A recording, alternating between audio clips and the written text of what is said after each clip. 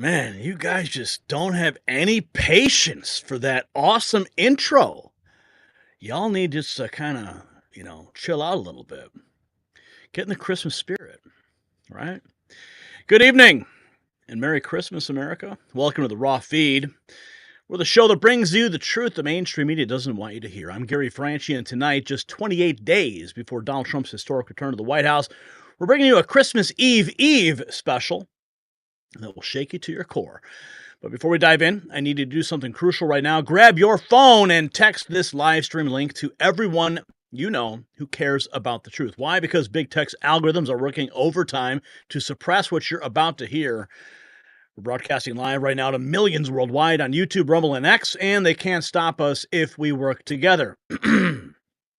Speaking of which, if you're watching on YouTube, hit that join button right now and become a member of our exclusive Next News community.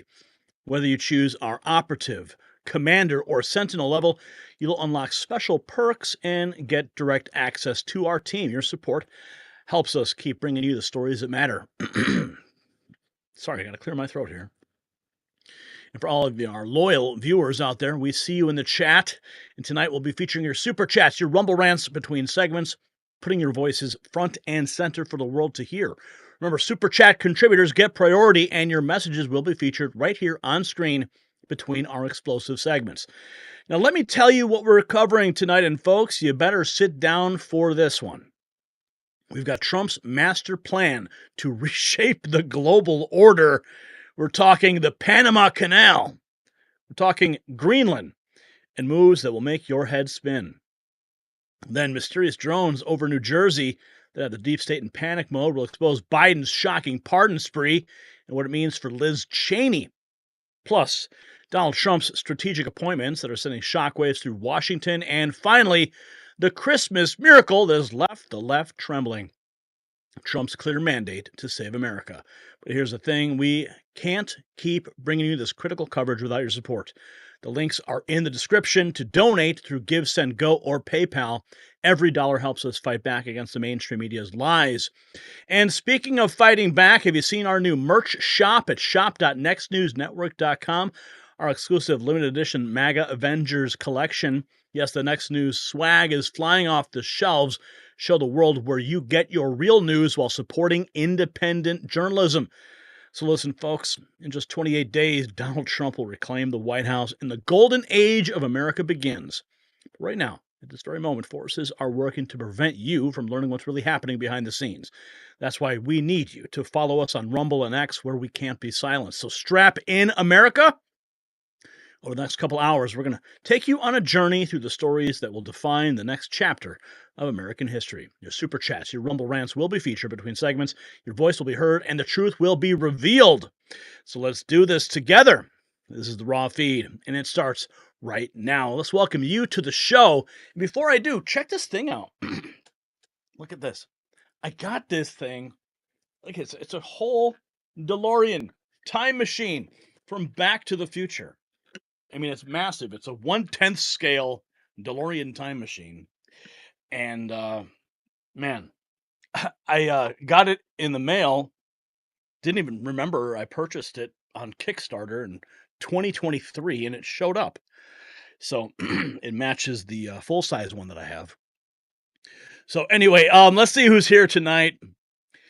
Alex Bleeping Jones is here. Scooby Dragon. Jeff Gadboy. Overeducated Heather Reeve, Sarah Rhodes, Chrono, Linda, Fave. Make sure you, in the chat, you tell us where you're watching from.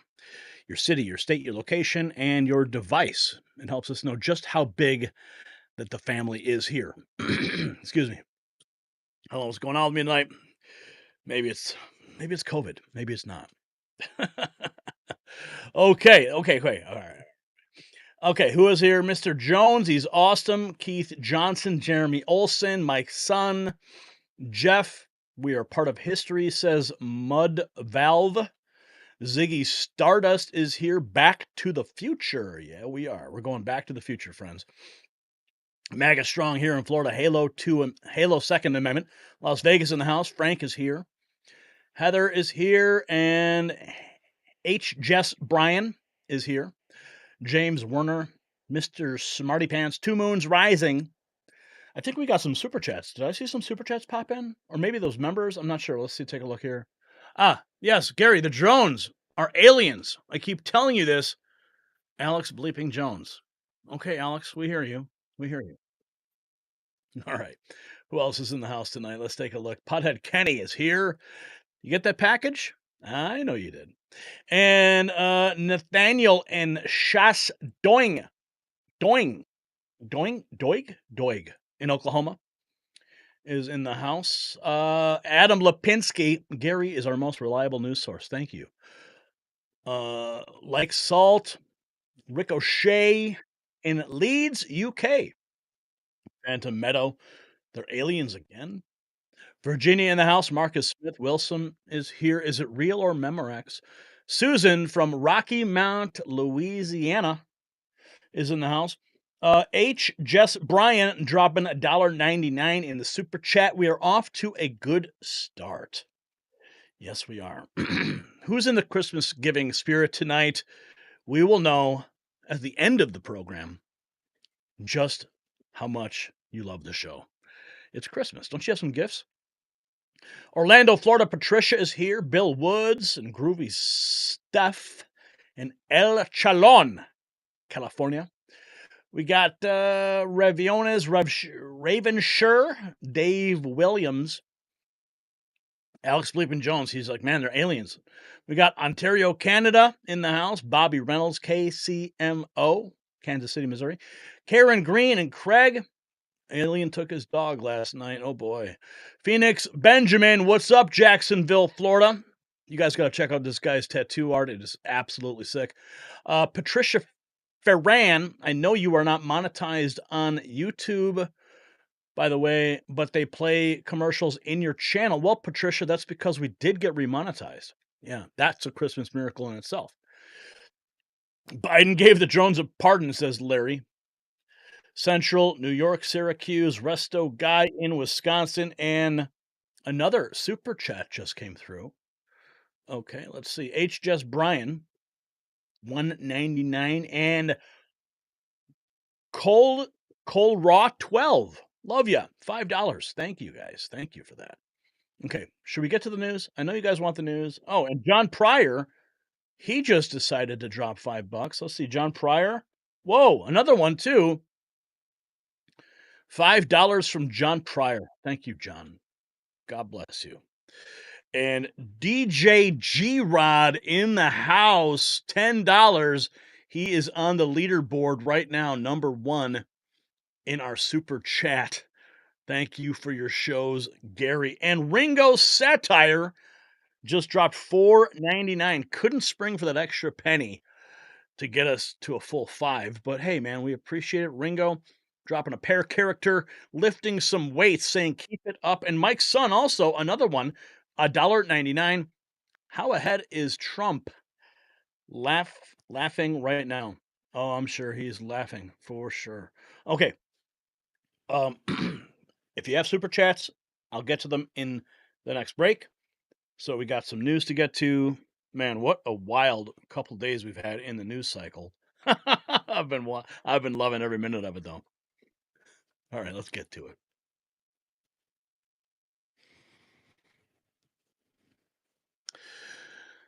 Good evening, and welcome to a story that's about to change everything you thought you knew about America's power. Tonight, we're exposing Trump's master plan to reclaim America's rightful place on the world stage.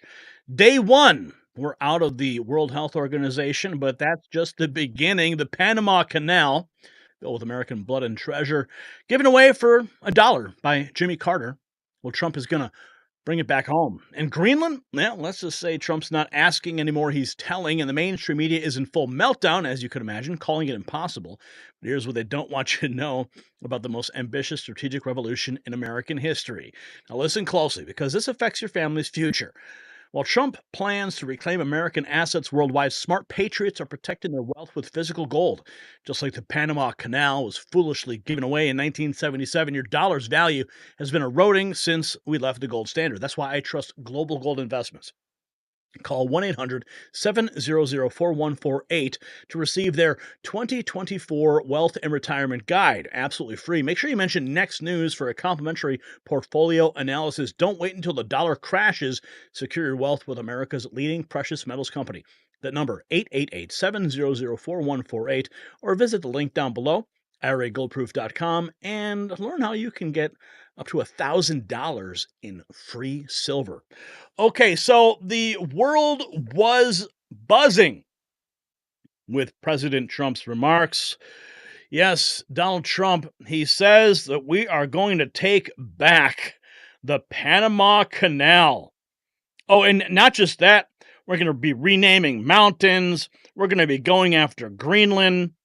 I mean, this is huge. President Trump, so many things happening. Oh, poor Jimmy Carter. Yeah. I don't even think he's going to recognize what happens when the Panama Canal returns to American jurisdiction. President Trump, okay, we're going to get to the Greenland thing in a minute. But let's see, where is that clip on the Panama Canal? Okay, this was actually when he spoke with Tucker. This was kind of like a foreshadowing of what we're seeing him talk about now. For $1 world. And you take a look at the Panama Canal. It was such an incredible engineering marvel. We sold it under Jimmy Carter. We sold it to Panama for $1.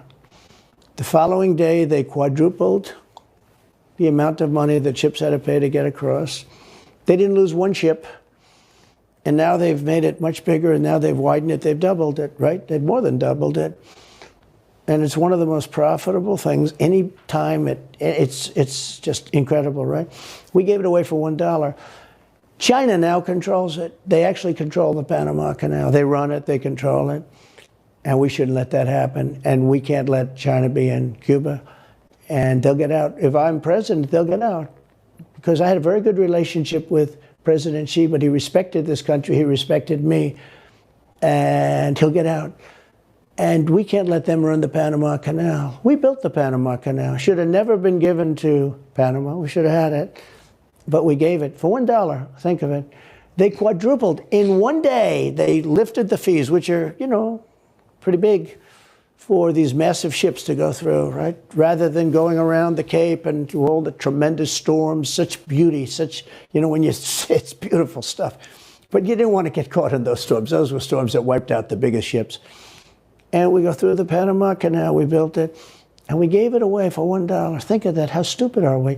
We have done the stupidest things in this country. Oh, yeah. I'd say that was pretty stupid to give away the Panama Canal.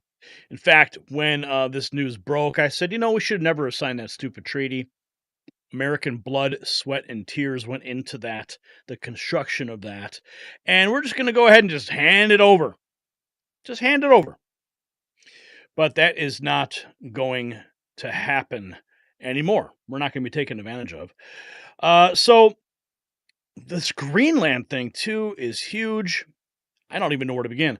Okay. Whiskey Hell News. Yesterday it was the Panama Canal. Trump was calling for if Panama didn't drop their rates. This morning it's a soft invasion of Mexico due to cartels. Tonight he wants to buy Greenland. The next 4 years are going to be wild. Okay, when President Trump first floated the idea of purchasing Greenland, Democrats responded with mockery rather than engaging in substantive debate. Years later, they still haven't provided any convincing arguments against considering such an acquisition. Oh yes, the Trump effect is in full swing. November 5th election. Well, President Trump isn't even back in the Oval Office yet, and we're already seeing the Trump effect. Small business optimism, Bitcoin, the stock market have all surged since the November 5th election. You saw the CEO of SoftBank announcing a $100 billion investment in AI, critical infrastructure, and jobs here at home. And it's not just at home. We see the Mexican president is now slashing cartels on their way to the southern border in caravans. You see Canadian Prime Minister Justin Trudeau flew to Mar-a-Lago in about 15 minutes when President Trump threatened tariffs. They just unveiled a $1 billion border plan to secure our northern border. So President Trump is already acting as the president. He's already taking steps to make real change for the American people. Well, President Trump... The world order is being turned on its head. And the president of Panama fired back at Trump, saying every square meter of the canal belongs to Panama, and rejects U.S. claims, declares sovereignty is non-negotiable. Trump's response: "We will see about that." Let's listen to a portion of that. Fellow citizens, as president, I want to state clearly that every square meter of the Panama Canal and its adjacent area belongs to Panama. Okay, God bless this guy, but I'm already falling asleep. I mean, come on. Donald Trump's got the charisma. This guy is like a corpse. And will remain so. The sovereignty and independence of our country are non-negotiable. Every Panamanian, here or anywhere in the world, carries it in their heart, and it's part of our history of struggle and irreversible conquest. The 1977 Torrijos-Carter treaties dissolved the former canal zone, affirming Panamanian sovereignty and transferring the canal to Panama by December 31, 1999. We will soon mark the 25th anniversary of this transfer. Are you sure? Since then, it has faced no objections. Instead, until now, right? Listen, I'm not about adventurism or, nation building or, going off in foreign entanglements, as you know. But, I think we kind of invested in that. And I mean, Panama wouldn't be free if it wasn't for us. And that canal wouldn't be there if it wasn't for us. So, maybe just hand it over. Let us get back to managing it so that, our shipping lines don't get screwed with all the fees the Chinese are paying. Oh, but the Chinese don't run it. Well, I'm sure it's a Chinese-controlled company too, right? With communist China ties. It has garnered strong international support and national pride. Operated and expanded by Panama, it significantly boosts our economy with billions annually. These treaties also established the permanent neutrality of the canal, ensuring its open and safe operation for all nations. A treaty that has gained the adherence of more than 40 states. Okay, so let's pull it back for a second here. If Donald Trump, see, this is all leverage. He's just throwing this out there. He's creating, just like he did in Canada, just like he did in Mexico. Now he's doing this in Panama and in Greenland. He's eliciting a response just by speaking. The conversation is beginning, and world leaders are listening. And what's going to happen next? He's going to bring the art of the deal to each of these nations, and he's going to present the leverage that America has. And he's not going to just walk in and screw these countries over. He's not going to walk in and just take the Panama Canal, even though technically by force we could if they can prove that China has taken it over. But he's not going to just screw these nations. Okay, he's going to make it a fair deal so that we don't keep getting screwed, especially for the tens of thousands of lives, American lives, that were lost when that canal was created. Think about this. Okay, Gunter Eagleman, Trump calls for the complete ripoff of the current landscape of the Panama Canal to immediately stop. He's right. China has played a game since Jimmy Carter foolishly sold it for $1. China is done. And then we have this too. Trump's transition team is pushing to pull the U.S. out of the World Health Organization on the first day of the new administration, according to the Financial Times. Oh, we certainly need to pull out of that. That is just a nightmare of an organization. Marcel Sturbick, know your history. He was replying to Meghan McCain. Meghan McCain's like, oh, this is the Panama Canal holds a special place in my heart because John McCain, my father, was born there, yada, yada. Well, whatever. I'm no fan of either of those people. But he brings up some interesting points here about the Panama Canal. The Panama only achieved its independence from Colombia when the U.S. intervened on its behalf. Without U.S. involvement, that country may not exist today and certainly would not reap economic benefit from the deaths of 38,000 Americans who built the canal. people interpret Trump literally and draw hasty conclusions, the gambit on posting a controversial statement like Panama Canal should be U.S. territory again is an opening stance. Exactly, that's what I just said. Opening stance for negotiation and more favorable trade and fee structure to traverse the canal and boot Chinese influence out. That's exactly what I just said. And here's what President Trump said. President of Panama responds to Trump's threats. Every square meter of the Panama Canal belongs to Panama and will continue belonging to Panama. Trump on Truth Social. We will see about that. Now, here's this. Listen to this. This is really interesting. Another response to Meghan McCain. For those claiming Trump can't act, think again.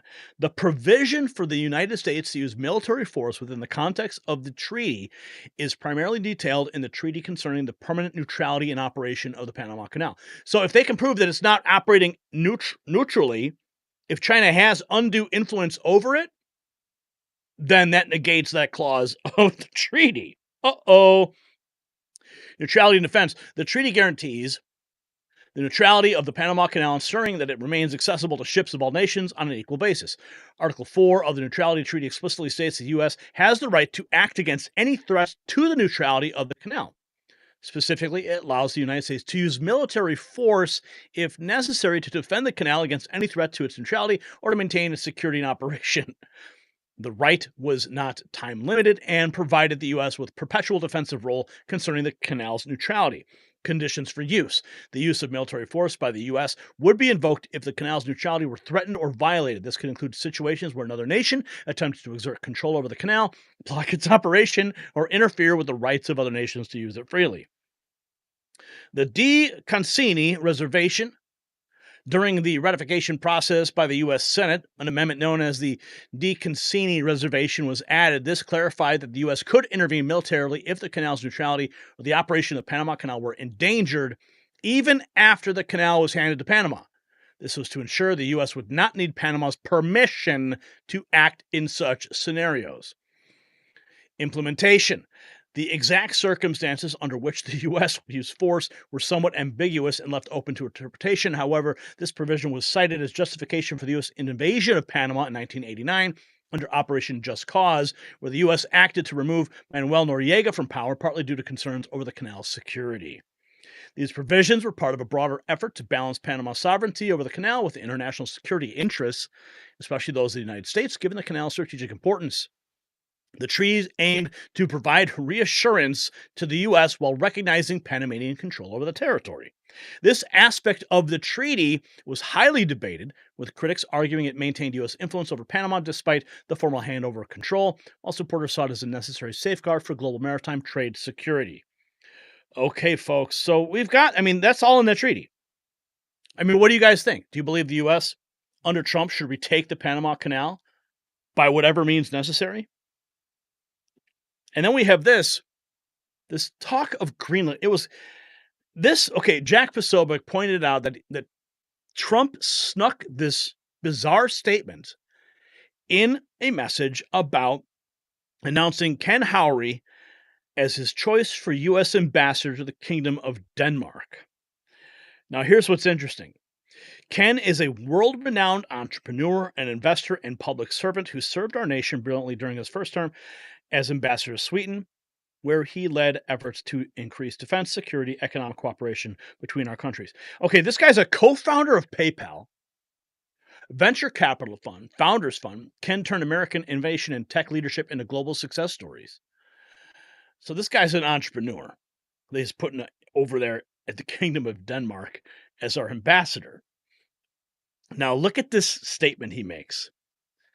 For the purposes of national security and freedom throughout the world, the United States of America feels that the ownership and control of Greenland is an absolute necessity. Ken will do a wonderful job in representing the interests of the United States. Thank you, Ken, and congratulations. So, he appoints an ambassador who's an entrepreneur, somebody from, investment groups, venture capitalists, to head the Kingdom of Denmark's ambassadorship. And then he sneaks in this statement about the national security element of Greenland. And he says Ken will do a wonderful job in representing the interests. So this is clearly stated here that this guy, his purpose is to execute securing Greenland for the United States. Maybe Greenland will be the 51st state. Freedomite says this is a brilliant idea. Greenland is strategically situated between North America and Europe and provides great circle routes into Asia. Greenland is loaded with resources that should uncover as the interglacial continues and Denmark's navy is weak and can't protect it. Now, I don't believe that Donald Trump is going to launch a war against Denmark for Greenland. I think he's going to I mean, look, this was talked about in his first administration, and it was joked about. But I think Trump is dead serious for him to be bringing it up again and then appointing this guy to head the ambassadorship there. Oh, Trump is eyeing Greenland. There is no question about it. And I think we do have. Did he make a remark about Greenland? I'm not sure if he did. Okay, but this is the point. Yeah, the U.S. America feels the ownership is a necessity. Okay, and then so AF Post, Trump officially calls for the purchase of Greenland. So we'll see about that. And then we have this, okay, Senator Lisa Murkowski, the Rhino, who was appointed to that position by her father in a nepotistic appointment. She's kind of freaking out because, she is part of the establishment. She is part of, the swamp. There's only one name worthy of North America's tallest mountain, Denali, the Great One. Really? Well, President Trump has announced that he will bring back Mount McKinley after the mountain was changed in favor of the native population. Eric Doherty reporting President McKinley was the president that was responsible for creating vast sum of money in the United States. Listen to Donald Trump. He was assassinated. But President McKinley was the president that was responsible for creating a vast sum of money in the United States that Teddy Roosevelt then spent. So let's say they were both excellent presidents, but McKinley did that, and that's one of the reasons that we're going to bring back the name of Mount McKinley, because I think he deserves it. I think he deserves it. There are lots of things we can name, but I think he deserves it. That was not very gracious to somebody that did a good job. And as you know, he was assassinated. He was assassinated. We have accomplished so much in just 4. I mean, the fact that Trump's talking about renaming mountains, he's talking about taking Greenland, buying it. He's talking about bringing the Panama Canal back into the fold. This is Pepe Deluxe. Obama's decision. Yeah, Donald Trump said he will reverse President Obama's decision to rename North America's highest mountain. The peak was officially known as Mount McKinley from 1917 until 2015, when then President Barack Obama renamed it Denali, as the mountain was known by indigenous Alaskans. Yeah, another woke renaming. Okay, Murkowski pushing back against Trump's vow to change the name of Denali back to Mount McKinley. You can expect that from her, though. And then we have, the Greenland Prime Minister is now trashing Trump's resurrected plan to buy the territory. Greenland is ours. We are not for sale, and we will never be for sale. We must not lose our long struggle for freedom. Yeah, this is going to be an interesting thing to watch. Oh boy, it's going to be great. Greenland Prime Minister tells Trump, we are not for sale. Panama Canal, built by Americans. Jimmy Carter gave it away for $1. Greenland says it's not for sale after Trump again suggested he wanted the U.S. to take control of the strategic island that holds major mineral and oil reserves. And Jimmy Carter, Anthony Cumia, I just hope Jimmy Carter stays alive long enough to see Trump take back the Panama Canal. Yeah, that guy's not going to last much longer. John Cardillo, I agree with Trump on the strategic importance of Greenland. It's critical, but wanting to take ownership of Greenland and take back the Panama Canal in the same week are very neocon talking points. Yeah, but it's not okay. I don't think these are this. I don't think you can classify it as a neocon move.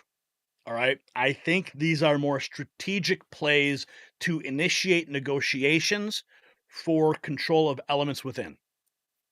Okay. That's how I see it now. How it's going to be later, I don't know. Panama Canal responded to Trump's tweet about it. And then Trump responded by renaming the canal Welcome to the United States Canal. Holy cow. Yeah, we'll see about that. And then President Trump posts this. Welcome to the United States Canal on Truth Social. Epic trolling from President Trump. We also have this. This is interesting. Okay, so the media is freaking out about this. Trump has announced he will deploy the U.S. military to impose a full blockade on all Mexican cartel activity. President Trump has stated he and his team are discussing, this is OSZ, Open Source Zone. Donald Trump and his team are discussing a soft invasion of Mexico. That's according to the Rolling Stone. Okay, here's that clip about with Trump in Panama. Judicial, like it's a disgrace. Our Navy and Commerce have been treated in a very unfair and injudicious way. The fees being charged by Panama are ridiculous, highly unfair, especially knowing the extraordinary generosity that has been bestowed to Panama, I say very foolishly, by the United States. This complete ripoff of our country will immediately stop. It's going to stop. The United States has a big and vested interest in the secure, efficient, and reliable operation of the Panama Canal. And that was always understood when they gave it to Panama. Can you believe that?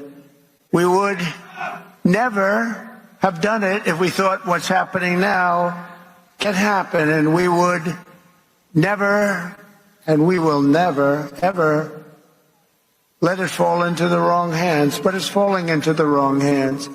It was not given for the benefit of others by a token of cooperation, but it was given to Panama and to the people of Panama, but it has provisions. You got to treat us fairly, and they haven't treated us fairly. If the principles, both moral and legal, of this magnanimous gesture of giving are not followed, then we will demand that the Panama Canal be returned to the United States of America in full, quickly, and without question. I'm not going to stand for it. So to the officials of Panama, please be guided accordingly. Please be guided accordingly. President Trump announced he'll take back exclusive control when he is in office. Okay, but we've got this stuff going on with Mexico. The mainstream media is freaking out. And here's MSNBC. Trump-elect has also resurrected, it's not just Panama, he's also resurrected interest in taking control of Greenland. And announcing his pick for the U.S. ambassador to Denmark, Trump wrote, for purposes of national security and freedom throughout the world, the United States of America feels that the ownership and control of Greenland is an absolute necessity.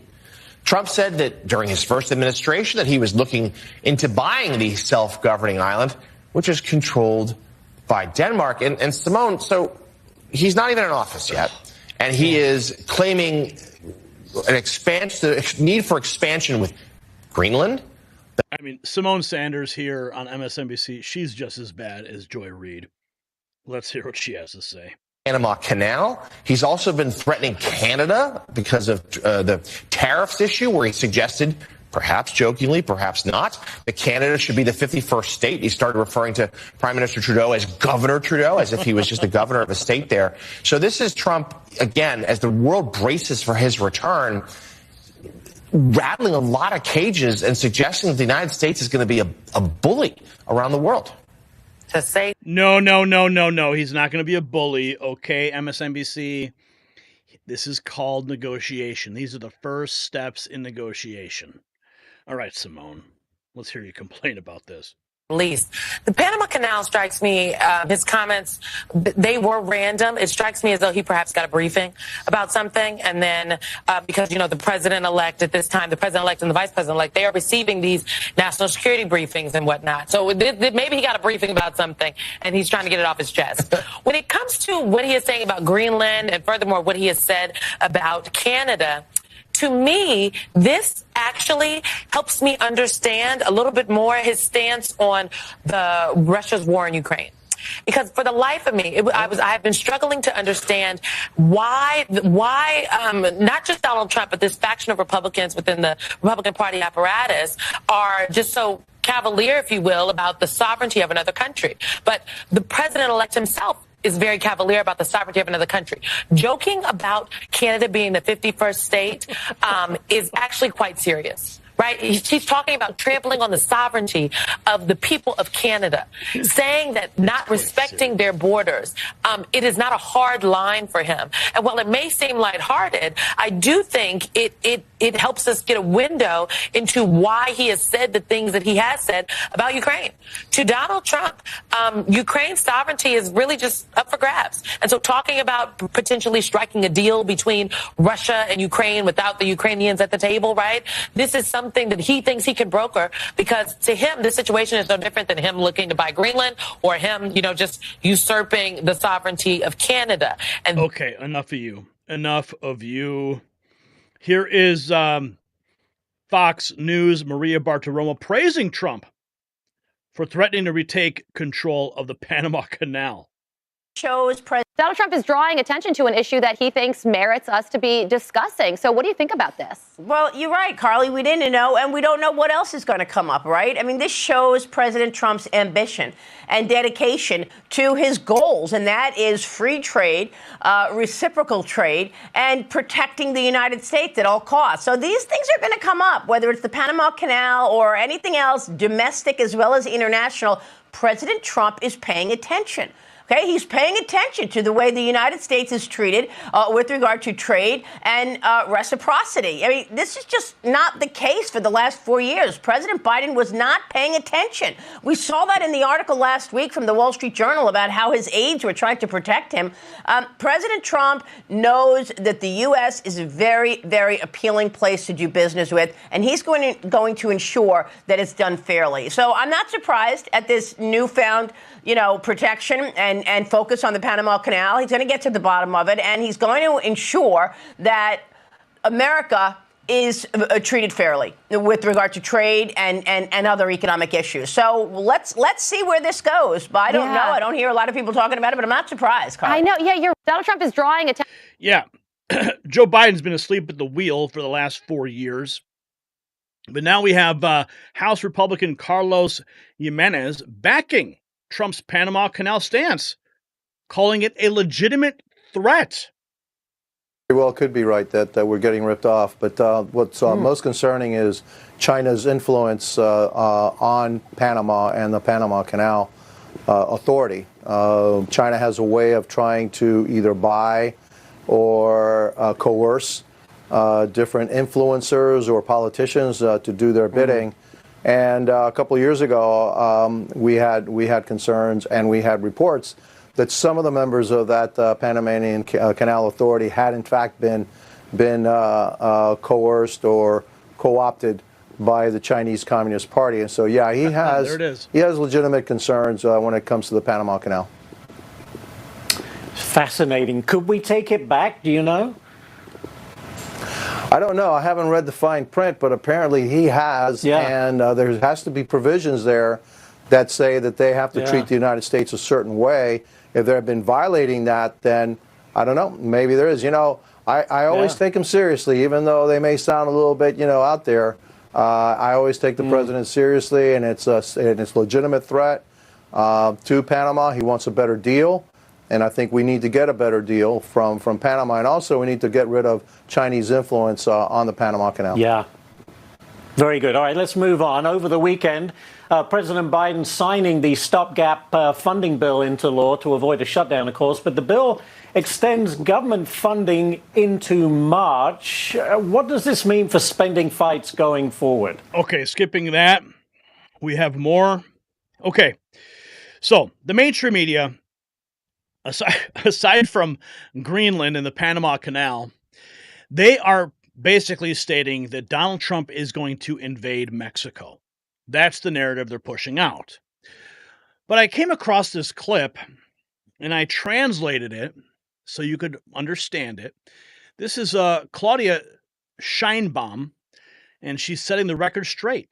Trump talked about labeling cartels as terrorism, but never mentioned intervention in Mexico. This is fake news debunked. She highlights plans for collaboration on migration, security, and trade. We've actually had 2 conversations, phone calls, no more communication in that sense, and obviously the public communications he makes and the public communications we make. So he refers there in one part asking for support for migration and other issues. And then there's another part where he talks about defining cartels as terrorism, but he never talks about intervention in Mexico, never. He even talks about the agencies themselves towards the US. So what do I think? Beyond the way President Trump expresses himself, I believe there will be an agreement on all issues with the US, an agreement on migration, an agreement on collaboration and cooperation, on security issues, and also agreements related to the Mexico-US-Canada trade treaty. We need to work on having a good relationship under some. So when the mainstream media tells you that Donald Trump's going to invade Mexico, don't believe it. Okay? See, the unbound media, the left is going to make other countries mad at us for the lies and exaggeration they use to fire up their supporters. How much Trump will invade Mexico? They make it seem like he's going to take Mexico over. Really, he's talking about the cartels. He's not talking about the country. They will talk themselves into a circle. This is how the left controls the conversation. They know some people will say, let's take Mexico, and then they're online debating. But instead of talking about the cartels, this happens every single time. Okay? President Trump also talking about, this is all a turning point. This is over the weekend. The actions I've described today are just a small preview of common sense revolution that's coming to the United States. The actions I have described today are just a small preview of the common sense revolution, because that's what I call it, a common sense revolution that's coming soon to America, to a theater near you, right? But it's coming to you through your president, Donald J. Trump. The people have given us their trust, and in return, we're going to give them the best day one, the biggest first week, and the most extraordinary first 100 days of any president in American history. He is going to hit the ground running on day one. Here is Miguel. Let me take a shot at this latest hoax. Trump, we will protect our country from the cartels, trafficking in people and drugs, even if that means our military will take out the cartels. CNN, MSNBC, Trump said he will invade Mexico. Yeah. President Trump isn't even back in the Oval Office, and we've already got the Trump effect in play. Trump to invade Mexico, take back the canal. This is an AP News headline.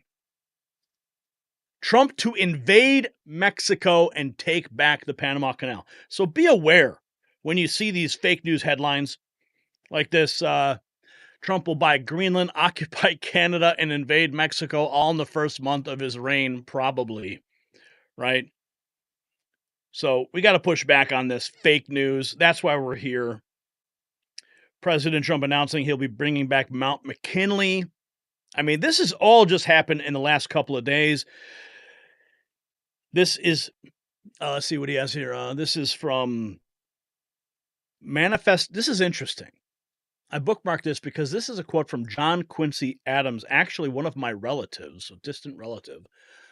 The whole continent of North America appears to be destined by divine providence to be peopled by one nation, speaking one language, professing one general system of religious and political principles. John Quincy Adams, 1811. Wall Street Math saying this is manifest destiny. Trump talking about Greenland again. This isn't just about owning more land. It's a strategic masterstroke for national security and global influence. William McKinley was assassinated by a radical anarcho-socialist. His VP was Teddy Roosevelt. God bless President Trump for working to restore McKinley's incredible legacy to our nation. This is all happening right now. I mean, I did not have this on my bingo card at the end of the year, but this is what we have to, this is what's happening right now. It is amazing. Greenland, Panama Canal, taking over the cartels, the fake news media in full panic mode over the whole thing. I think I've got another clip here for you that we put together. Where is it from? Let's see.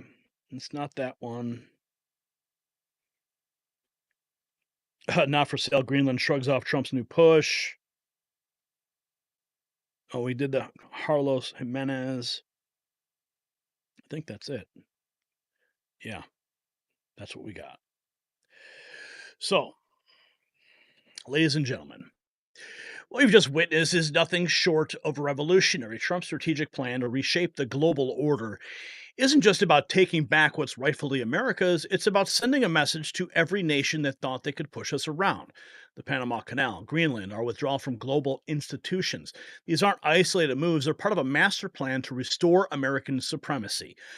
And the left can mock all they want, but they know what's coming. The return of American power.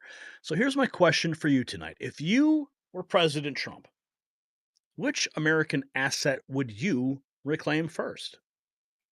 Would you go after the Panama Canal?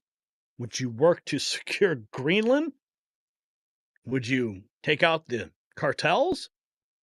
Drop your answers in the comments below. And while you are typing, head over to shop.nextnewsnetwork.com and grab our exclusive Mag Avengers collection. Show the world that you stand with America first. Okay, let's see. We got a couple super chats that came in. Let's see who is here. Who is here? Okay. Mike's son. How ahead is Trump laughing right now? Yes, he is. 199. Thank you. HS Brian Pueblo, Colorado. We need January 20th now. You know what? I don't even think we need January 20th because the whole world is already reacting to all these moves President Trump is making. Jesse Beasley dropping $20. You do a great job. Thank you, Jesse, for that.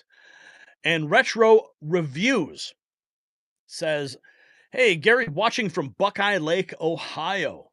Thank you, Retro Reviews. And Mike Berup, dropping $1.99 in the Alex Jones Was Right jar. Thank you, Mike.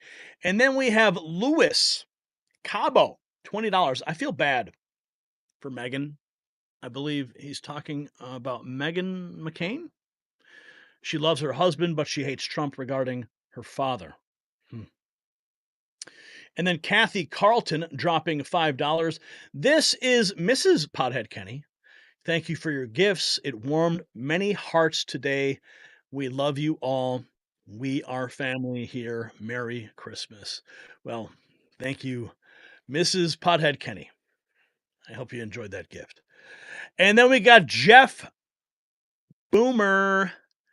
And he drops $25. Wow. Hello from Northwest Illinois. Keep up the great work. Thank you, Jeff Boomer.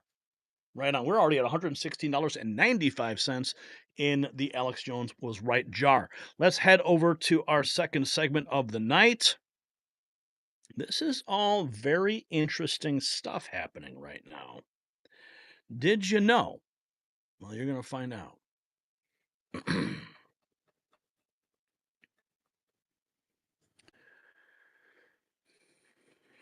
What if I told you that right now, at this very moment, Donald Trump is assembling the most powerful conservative dream team in American history. Well, tonight we're pulling the curtain back on the strategic genius that's about to transform our government. From Florida's Senate showdown to the appointment of Katie Miller to DOGE, every move is calculated, every position critical. Byron Donalds, Ashley Moody, Jack Lombardi. These aren't just names, they are pieces on a chessboard that's about to flip the Washington establishment upside down. But here's what the deep state doesn't want you to know about Trump's master plan. See, Americans are tired of watching their government age poorly, just like their skin. But while Trump's new appointees prepare to slash government waste, you can fight the visible signs of aging with BioTrust Advanced Collagen Formula. Unlike bloated bureaucracy, this scientifically proven blend works efficiently, combining 5 essential collagen types to rejuvenate your skin. Visit healthwithgary.com for 51% off plus free VIP coaching, a free skincare ebook, and a 60-day guarantee. Just as Trump's team will transform government, this collagen will transform your skin. Don't wait. Visit healthwithgary.com. It is linked down below. And we thank our sponsors for keeping this show going. So I got an interesting phone call yesterday. And it is, we've been talking about what's going to happen with this Senate seat in Florida. And with what just happened with Matt Gaetz and that investigation that was leaked out, listen, the headlines are bad. Just what the internals of that report are bad. I looked at it and listen, there's really no coming back from that. Okay. And that's why Matt Gaetz is taking his shot on One America News with a show. You heard me advocating for Gaetz when he was appointed to the AG role. You heard my disappointment when he backed out of it. And then I said, maybe this is the play, put him in the Senate. That's the play. Well, certainly I was wrong. But now we're finding this. The Senate race in Florida has just been blown wide open. Matt Gaetz is out after the leaked ethics report and his media pivot. Laura Trump has officially backed out. That was the other name that everyone was saying, oh, he's going to, DeSantis is going to appoint Laura Trump. And she's pulled out. Now, here's what's interesting. And I had a feeling, it was a consideration, but I never thought that it would actually hold water. But when she left the co-chair of the RNC, it actually put some weight behind that concept that she could potentially take Rubio's seat. As you know, Rubio's going into the Secretary of State position. Again, not where I would put Rubio.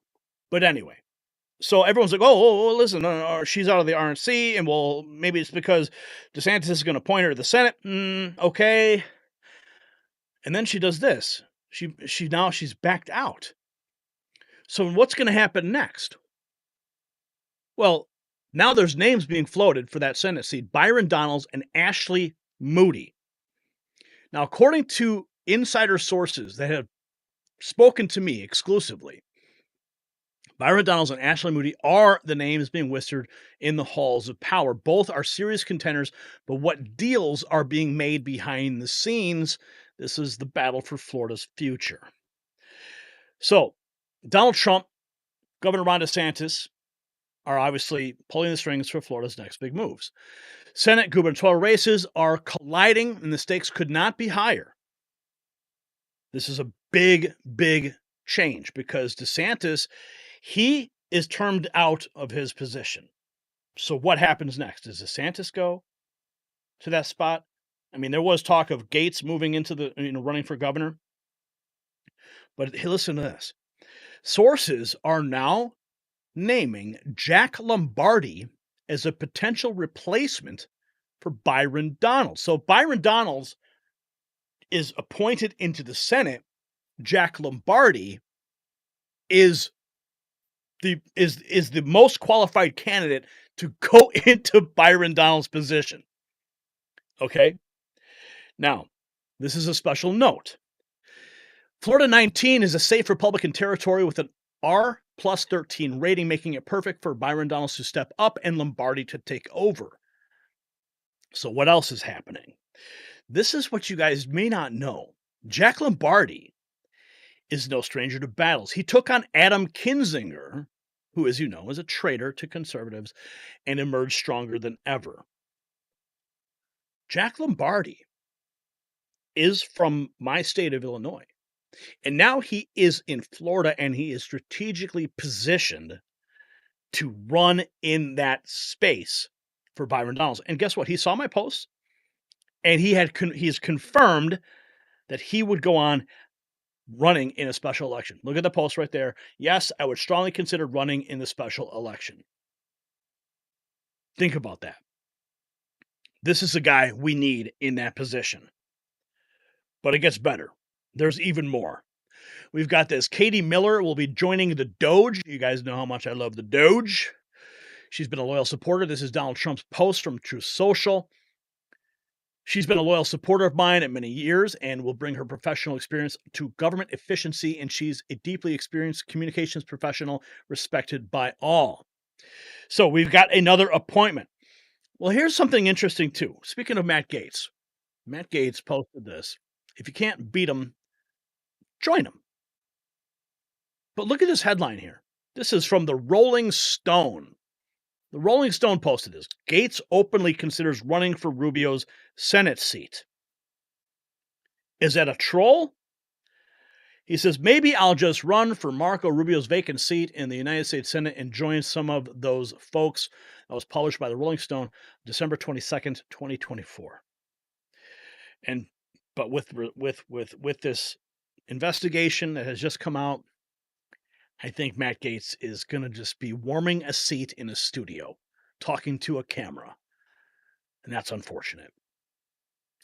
Elon Musk talking about awareness. He's quote tweeting Lulu Chang for awareness. Note the language here. It's very intentional strategy. The goal is to weaken Trump and Elon by fomenting tension between them.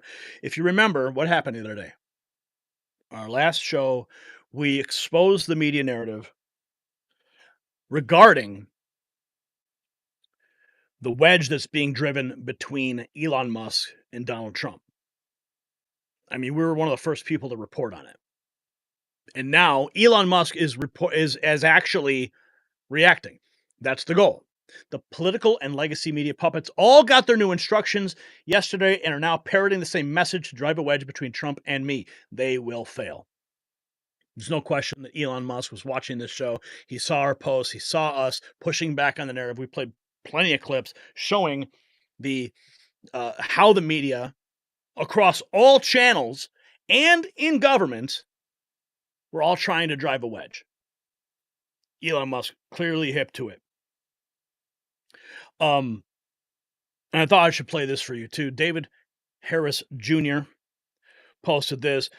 A California woman warns her local government that Homan is coming and they're all going to jail. Speaking of Donald Trump appointments, Elon Musk, we got the Byron Donalds thing, we got the DeSantis thing, of course, Tom Homan, he's a new border czar. But I thought this clip was solid gold. Listen to this woman. My person uses the name Audra. I think 2025 is going to be pretty exciting because when you guys say "fuck you" to the federal government, they're going to say "fuck you" too. Because you guys think that you don't like what we do, but you're going to have a sore awakening when the federal government comes after you for aiding and abetting, and they're going to be like, you get a jail cell, you get a jail cell, you get a jail cell, you get a jail cell, you get a jail cell, you get a jail cell, you get a jail cell, you get a jail cell.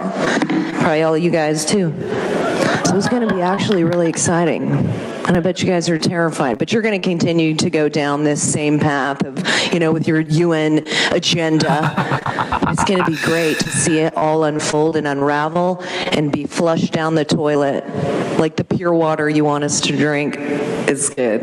It's going to be fantastic because Tom Homan is going to come after you. And then my gavel broke. It's good. Oh, man, isn't that solid gold? Oh, yeah. Tom Homan has already said that he's going to go after anyone who opposes them, who are breaking federal law. I just thought that clip was solid gold. You see, Trump's even responded to this this wedge the media is trying to create. Trump issues response to the idea that he ceded the presidency to Elon Musk. Let's listen to what President Trump had to say at the Turning Point event. But Russia, Ukraine, all the different hoaxes. And the new one is President Trump has ceded the presidency to Elon Musk. No, that's not happening. But Elon's done an amazing job. Isn't it nice to have smart people that we can rely on? Right? Don't we want that? He's done a great job. And I'll tell you, he landed that rocket a few months ago. It landed, it's coming down so fast, 17,000 miles an hour, he says, and coming down, it looks like it's getting ready. And then all of a sudden, the jets go on, it slows it down, then it's almost stopped it. Then it guides it over left, right, up, high, down. I said, what the hell's going on? Because nobody ever saw this before. And then it has the big gantry, very expensive. It looks like it's going to be smashed to smithereens. And then those jet engines roared from the bottom. It's coming in this way, a little hot. And the engines, pushed it straight, it landed. And it was like you're hugging a beautiful baby. A baby. No, not that baby. But it was the most incredible thing. And then he got into his car and/or plane or whatever, however he went, and he went to Pennsylvania, and he stayed up there for a month and helped us to win that state, which we won by a lot. So he was really good. And he supplied Starlink for North Carolina when they had no form of communication. They said, sir, do you know Elon Musk? Yeah. Well, we can't get Starlink. It's very hard to get. And I called Elon, we have to get some up there. You got to get some up there. And he got over 2,000 units. It's a lot. And they flooded it with Starlink, and it was so good. It saved a lot of lives, so we want to thank him. But no, he's not going to be president, that I can tell you. And I'm safe. You know why? He can't be. He wasn't born in this country. But the fake news knows that. No, he's a great guy, and we want to have him. Everybody, so many people are in this audience that have helped. So to an extent that you wouldn't believe, but we're going to bring transparency. Russia, Ukraine. So I asked you guys to get that message from our last report to President Trump, and you guys answered, and clearly President Trump got the memo, and so did Elon Musk. And we deconstructed and just tore apart that narrative in real time. And then we've got this bizarre ad from the Lincoln Project. It's called Vice President Donald Trump. They're still trying to push that narrative, even though we have deconstructed it. Meanwhile, the Lincoln Project salutes Vice President Donald Trump. As Vice President, Trump will finally have the time to do the things that make him happiest. Talk about old movies, playing on his phone, admiring the assets of other men. Meanwhile, President Musk can get down to the business of running the country. We at the Lincoln Project are confident that Donald Trump understands his position. Elon is smarter, wealthier, more charismatic, has a far superior and more successful social media platform and company, is more successful with women, and a better dancer. As President Musk and his assistant J.D. Vance select appointees and write policies, we feel certain Trump will play his part because he's a good boy. Who's a good boy? Trump's a good boy.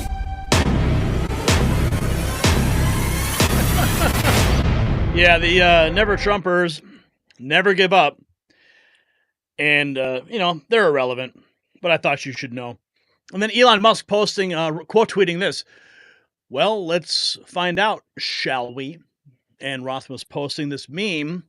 You can see it right there. Look at the meme. You got 3 boats there.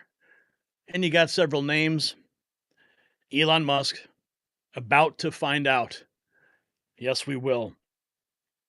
And then we've got this. I love him. I think he would make a great Speaker of the House. Well, now, Matt Gaetz' GOP buddies are preparing to carry out his revenge plan. And Gaetz says, I get by with a little help from my friends. Now, I don't think that Gaetz is going to go as Speaker of the House. I mean, that would be interesting. That report, though, is pretty damning. But according to this article here, Gaetz has instructed members of Congress to release the names of the members of Congress who have dipped into a special fund that basically pays off people who have had interactions with women, I guess is the phrase we should say. So if that actually happens, and that list, aside from the other list, is released, you're going to see a massive swamp draining real quickly. Chase Geyser posting this earlier today.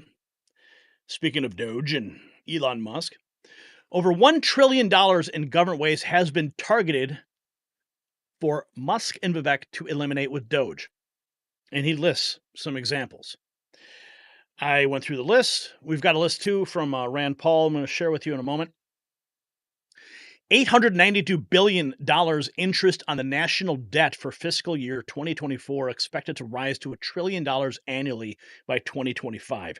$90 billion ineffective Navy littoral combat ship program with severe design and operational failures. $90 billion. $15.5 billion Department of Energy to promote electric vehicles despite low consumer demand and high industry losses. $10 billion maintaining, leasing, and furnishing underutilized federal office buildings.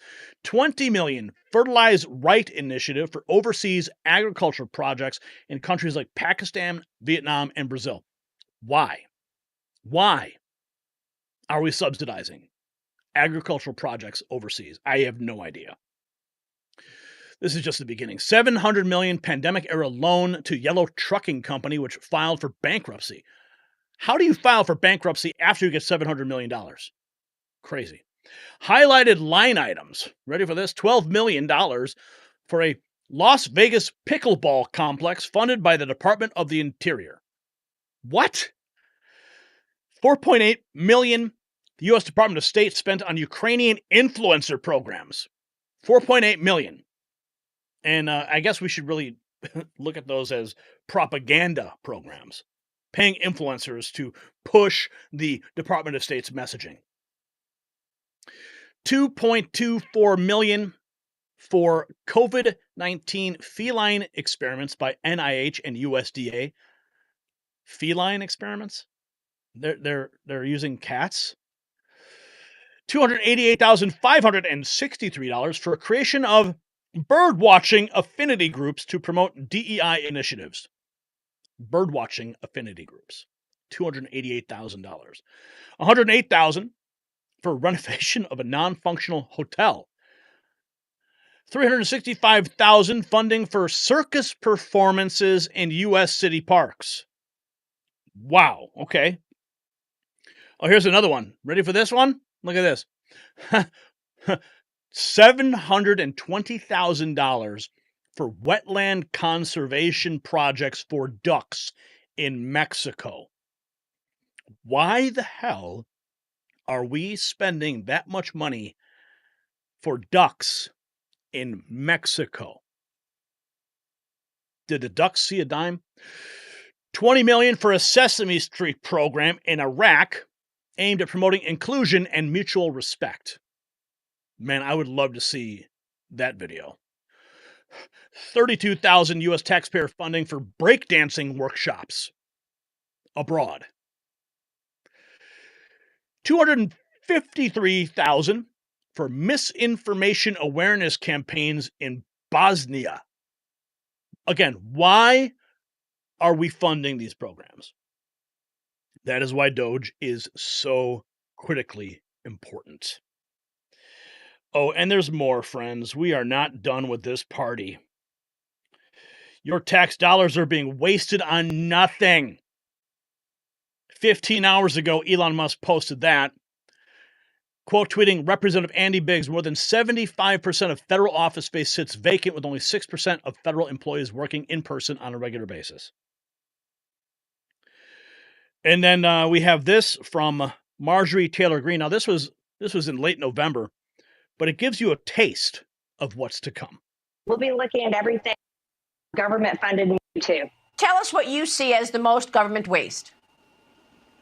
It's all over. Every single government department, program, grant programs, contracts, it is everywhere. And so when we look into a deep dive into this massive problem that's caused America to be $36 trillion in debt, we're going to have to go into all kinds of buckets. And that's how I'll be separating things on the oversight subcommittee on DOGE. We'll be looking at everything from government-funded media programs like NPR that spread nothing but Democrat propaganda. We'll be going into grant programs that fund things like sex apps in Malaysia, toilets in Africa, all kinds of programs that don't help the American people. I want to talk to the people at the Pentagon and ask them why they can't find billions of dollars every single year and why they fail their audit. But not just that, too. Oh, this is just the beginning, folks. This is just the beginning. Senator Rand Paul says he controls one committee and will use it to ram through all of Trump's cabinet nominees, and that he can. And Tulsi Gabbard and Robert Kennedy Jr. will be confirmed. And then we're going to get to his Festivus report. Everyone loves the Rand Paul Festivus report, but let's listen to how Rand Paul intends to assist Donald Trump in getting his nominees through. On day, are you going to be supporting all of President Trump's nominees for his cabinet? You know, I couldn't be happier with his nominees.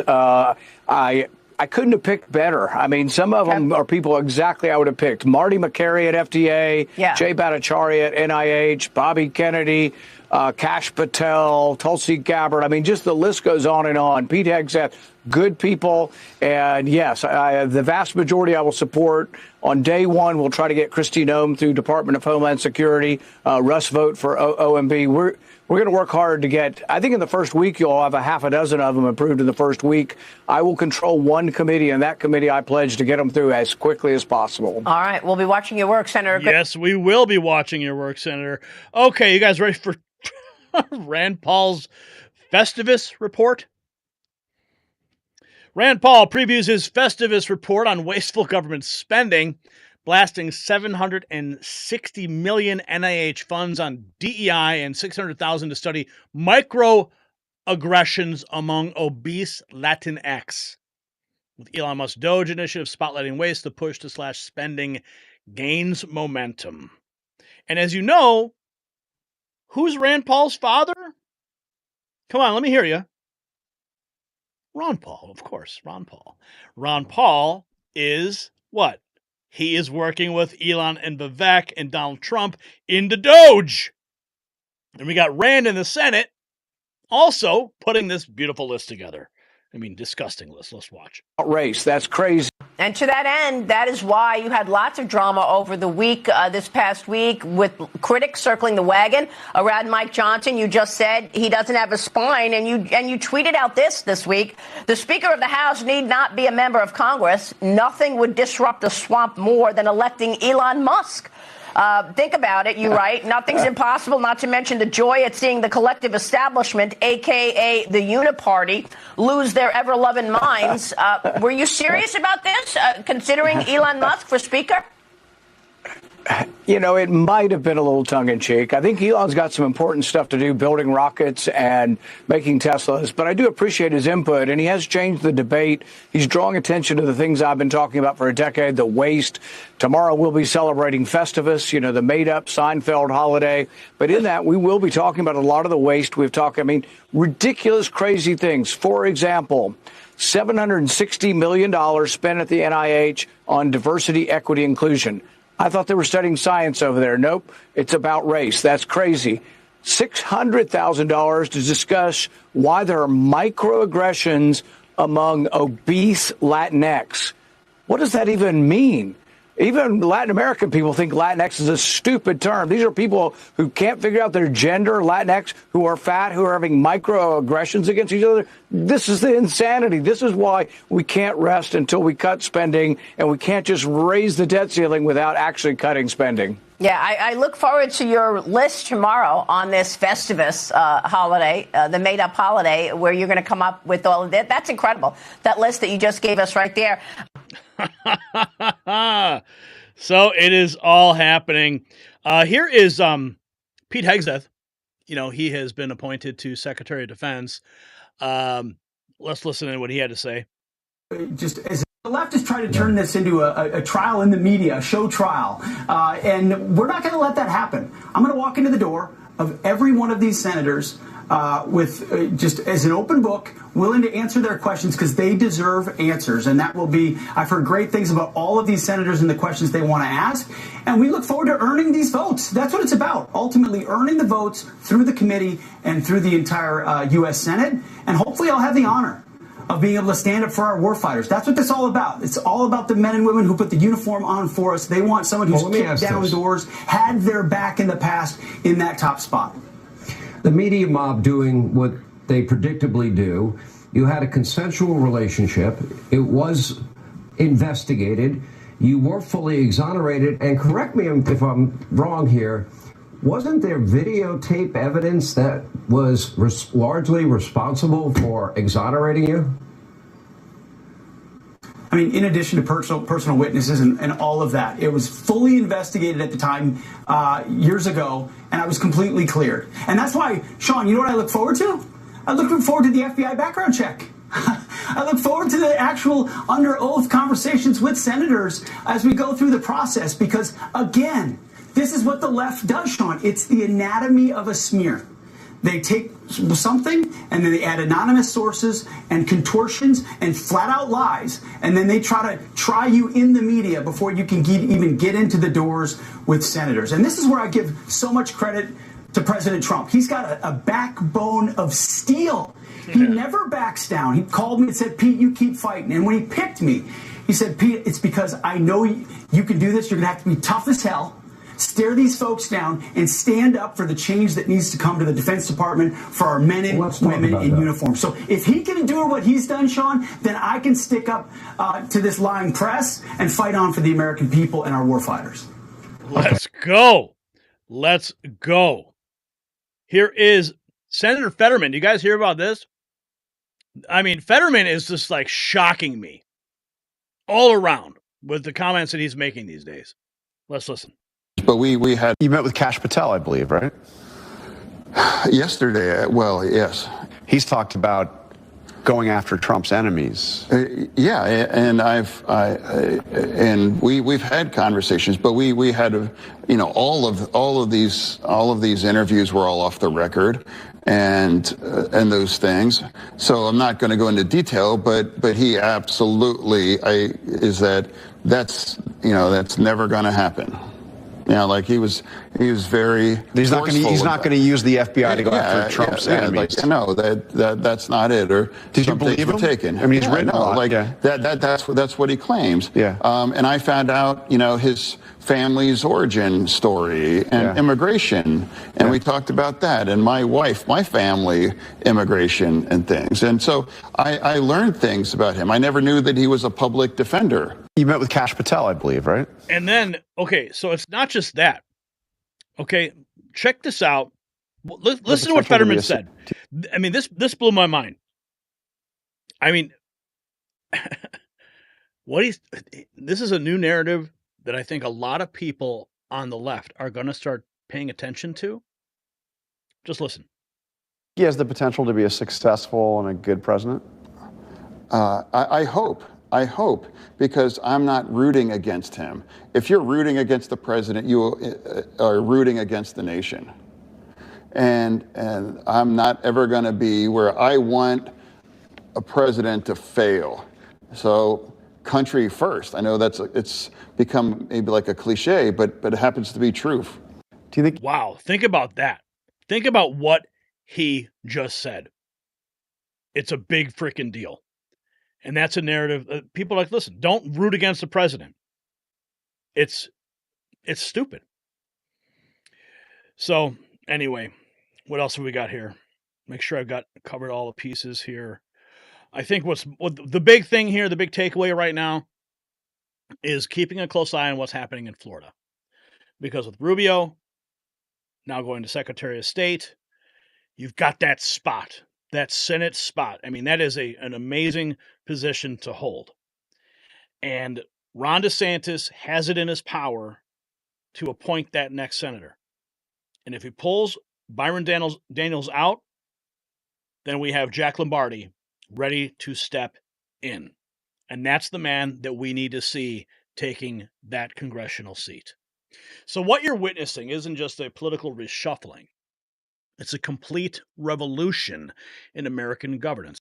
From the strategic positioning of Byron Donalds for Senate to the appointment of efficiency experts like Katie Miller, Trump is building a government that works for you, not against you. With Elon Musk and Vivek Ramaswamy targeting over $2 trillion in government waste, the days of bloated bureaucracy are numbered. And the left's in panic mode because they know this is not politics as usual. This is the complete transformation of American government. So here is tonight's question. Which Trump appointment do you think will have the biggest impact on draining the swamp? DOGE? New Senate appointments? Share your thoughts in the comments below. Don't forget to grab your limited edition MAGAvengers gear at shop.nextnewsnetwork.com. It's down link below. Show the world you stand for smaller and smarter government. All right. We had a couple super chats that came through. Aunt Kath, $5, simply saying thank you. And then we had Lauren. Oh, thank you, Lauren. $20. You are the best network. Thank you, Lauren. And we got Susie just putting a super sticker up of video game controller. And then we have Jenny White Bear dropping $3. No comment necessary, just $3 to say thank you. We are now at $144.94. We are just shy of $50 right now. $150. Okay, we got to get some more news going on. Eyes of March says, meet us at Applebee's. Oh, really? Are we going to Applebee's tonight? All right, let's see what we got here. Oh, yeah. This is crazy, crazy news. Unreal. Joe Biden is just off. Dude, people know what's up. People are hip to this crazy. Okay, let's get to it.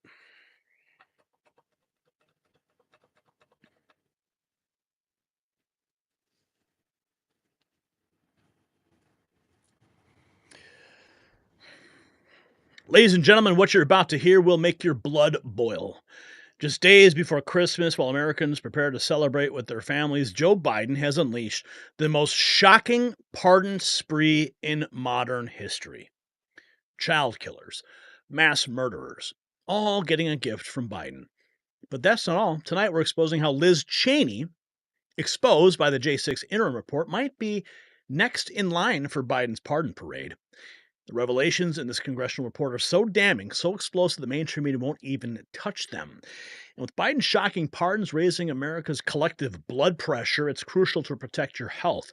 That's why I trust GlycoBoost's revolutionary formula to manage blood pressure naturally. This triple action supplement helps regulate blood pressure levels, supports balanced blood sugar, and reduces bad cholesterol. So don't let the stress of political chaos affect your health. Visit boostwithgary.com and save up to 40% during the holiday special. Plus, get free rushed delivery when you order today. Take control of your health while we fight to take back our country. That's boostwithgary.com. All right, so Donald Trump posting to Truth Social.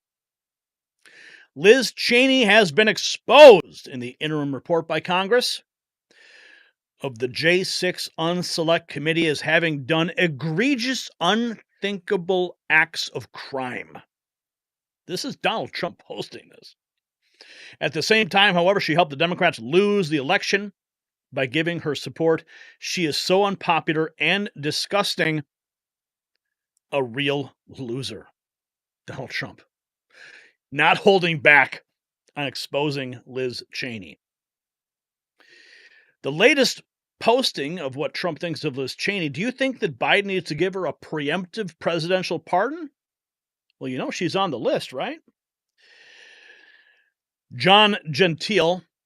If they haven't done anything wrong, why ask for a pardon? Liz Cheney, Speaker Pelosi, Adam Kinzinger, Mike Engelman.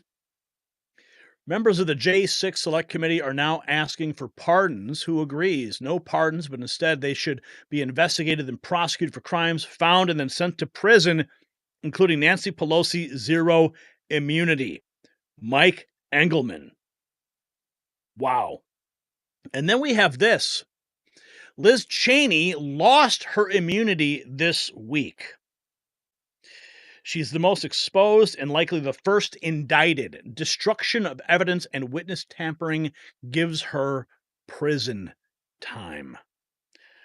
Let's see what Mark Levin had to say about this. Trying to influence the report, the January 6th committee. And I read this report, and it is so bad what was taking place in this committee, what they were trying to do to Donald Trump, how they were manipulating witnesses and testimony. Wow. How they were censoring information and the massive destruction. I mean, it is a massive amount of information that was destroyed, how they're trying to influence the criminal justice system. Congressman Barry Loudermilk is the chairman of this effort. It seems to me, from my own background, that when the Trump administration steps in, there needs to be a federal grand jury that looks into the potential violation of federal laws here, because this is no joke. When you have a committee of Congress trying to instigate criminal investigations, you had two people, Steve Bannon and Peter Navarro, who actually went to federal prison as a result of referrals from this committee. And what took place here should never take place again against any president or former president of the United States. Do you agree? I mean, if they want to play in the criminal realm, then the criminal realm is where we ought to play. Well, that's true. And, we've been asked all along as we've uncovered things and as you've covered this so well throughout the last 2 years, what about accountability? And my response has always been, well, that is something that is really an executive branch because we don't have law enforcement capability, but I would never trust this Department of Justice to hand out justice equally. So they've proven that they will not. But now we're moving into a new era, and with the Trump Department of Justice, they can move forward with this. That's why we made a recommendation that the Department of Justice investigate Liz Cheney for potential violations of federal law. And I'm only using Liz's own standards that she used. If you go back to July of 2022, in one of their televised hearings, Liz Cheney started talking about Donald Trump making a phone call to one of their witnesses. It wasn't even successful. He just attempted to make a phone call to someone they had interviewed. She then referred that to the Department of Justice of potential witness tampering, just because he attempted to make a phone call. Now compare that to what we have the evidence that Liz Cheney actually did. She did communicate with Cassidy Hutchinson. She did acknowledge that it was inappropriate communications. After she communicated with Cassidy Hutchinson then changed her testimony. And then, according to Cassidy Hutchinson, Liz Cheney did encourage her to fire her previous attorney, Stefan Pasentino. Then Liz Cheney did help her find a new attorney. And then Liz Cheney did try to get Stefan Pasentino disbarred in Georgia and D.C. So these are the things that she did, but she said just because Donald Trump attempted to make a phone call, then he should be investigated. This is why we're saying, look, I can't make that determination, but the Department of Justice can. Well, I can't imagine she has anything to hide. They just destroyed a zillion pieces of data and video and so forth and so on. Right. Seems to me Nancy Pelosi needs to be examined. A number of these people need to be examined because there was a lot going on in the shadows here. People were giving orders. Somebody gave orders to destroy all this information. Somebody gave orders to to try and influence witnesses. Somebody gave orders to try and prevent other witnesses from giving timely testimony. Somebody called in Hollywood to create these productions. We cannot have these Stalinist-type events and then pretend it's okay because the media are on the side of the Stalinists. That cannot go on. Barry Loudermilk, I want to thank you, your staff. You've done amazing. Yeah, so that report is bad. Criminal referrals. And then this was a couple days ago. It bears repeating. Adam Schiff and Swalwell leaked classified documents. You know, they're on the pardon list as well. And Amuse writing, why didn't the DOJ bother to tell us that after a 3-year FBI investigation, a grand jury determined that Reps Schiff and Swalwell leaked classified documents to the press? Why didn't they prosecute the leakers? The DOJ IG is asking the same questions. And then we have this. On April 16th, 2024, Merrick Garland testified to Congress and was asked about Biden's fitness. Okay, that's why all these pardons are going to be called into question. I could not have more confidence in the president, Merrick Garland. 95 days after his testimony, Joe Biden was forced to drop out of the presidential election. Yeah. Forced to drop out. Those that were in Biden's cabinet who deliberately lied about Biden's fitness need to be held accountable. I believe there needs to be an investigation and to find out who had been making presidential decisions since 2020. Listen. The president. But as a member of the president's cabinet, someone who has regular contact with the president, would you like to comment on President Biden's fitness generally? I have complete confidence in the president. Look, if we finally beat Medicare, I have watched him expertly guide meetings of staff and cabinet members. It's a clown show. It is an absolute clown show in the administration. Thank God it's almost over. This is on the 12th of December. According to sources, Joe Biden commuted roughly 1,500 sentences and granted 39 pardons in what's described as the largest single-day act of clemency in modern U.S. history. And here's Brigitte Gabriel, and she posts this clip from CBS Face the Nation. You know things are bad for Joe Biden when his own party is turning on him for his pardons, including his son. The American people should never trust another Democrat to be president. Listen to this. A man who committed this past week, he had this record number of commutations, 1,500 Americans, more than any president in any single day. Among them, though, there was a judge involved in a so-called Cash for Kids scheme that sent thousands of kids to jail for millions of dollars. A man who committed tax fraud at a cost of more than $1.6 billion, described as the most prolific, pernicious, utterly unrepented tax cheat in U.S. history. A woman who was involved in a $26 million scheme to defraud Medicare. Are you comfortable with some of these decisions? No. There's also a man in Duluth that was running a major drug house, basically, and had all this money under his bathroom tiles, was also commuted. So the way I look at this is I also didn't agree with the pardon of the president's son. Yeah, so Biden's own party is turning on him. People asking the question, how is it that Joe Biden was deemed unfit to be charged in his classified document inquiry, but is somehow fit to issue pardons and commute sentences? And then we have this from Fox News, a bunch of fear-mongering. Stephen A. Smith expresses regret after voting for Democrats in the election, saying, I don't like the fact that I did. ESPN star blasted the party on key issues, including Hunter Biden's pardon, open border policies, and defund the police rhetoric. Oh, they're all seeing the light now. I don't think anybody could dismiss Donald Trump at this particular moment in time, not just because of him, but because of what we've seen the Democrats do. We're not falling for it any longer. The American people aren't falling for it any longer. I voted Democrat, and I got to tell you something right now. I don't like the fact that I did. I don't like what I'm seeing. I don't want to hear about, we're about law, we're about a law. Nobody's above the law. Nobody's above the law. But then you go out and you pardon your son, and you try to blame everybody else for it. I don't want to hear about defund the police. I don't want to hear about, there should be open borders. I don't want to hear this stuff. And I don't think most of the American people want to hear that. And I'm no longer interested in, nor do I believe any of us should be interested in listening to a bunch of fear-mongering to tell us who we shouldn't vote for. Why don't you come up with a plan that tells us why we should vote for you? Wow. It's all coming crashing down. James Woods 11 hours ago, it is appropriate that Joseph Biden would pardon that. And yes, I know technically it's a commutation to life without parole, but don't worry, the liberals will be working hard to get him out, so it might as well be a pardon. Biden is a disgusting human being. Judicial Watch, 14 hours ago, Joe Biden's part of Hunter perfectly fits the Biden family's corruption arc. The pardon is about protecting Joe Biden and helping ensure his son will be less likely to testify against him. Biden is the most corrupt president since he was VP. Judicial Watch, Tom Fitton. Eric Schmidt. Biden's actions over the last 2 weeks, this was 10 hours ago, 2 weeks on pardons and commutations are indefensible. It's clear he cares more about violent criminals than victims.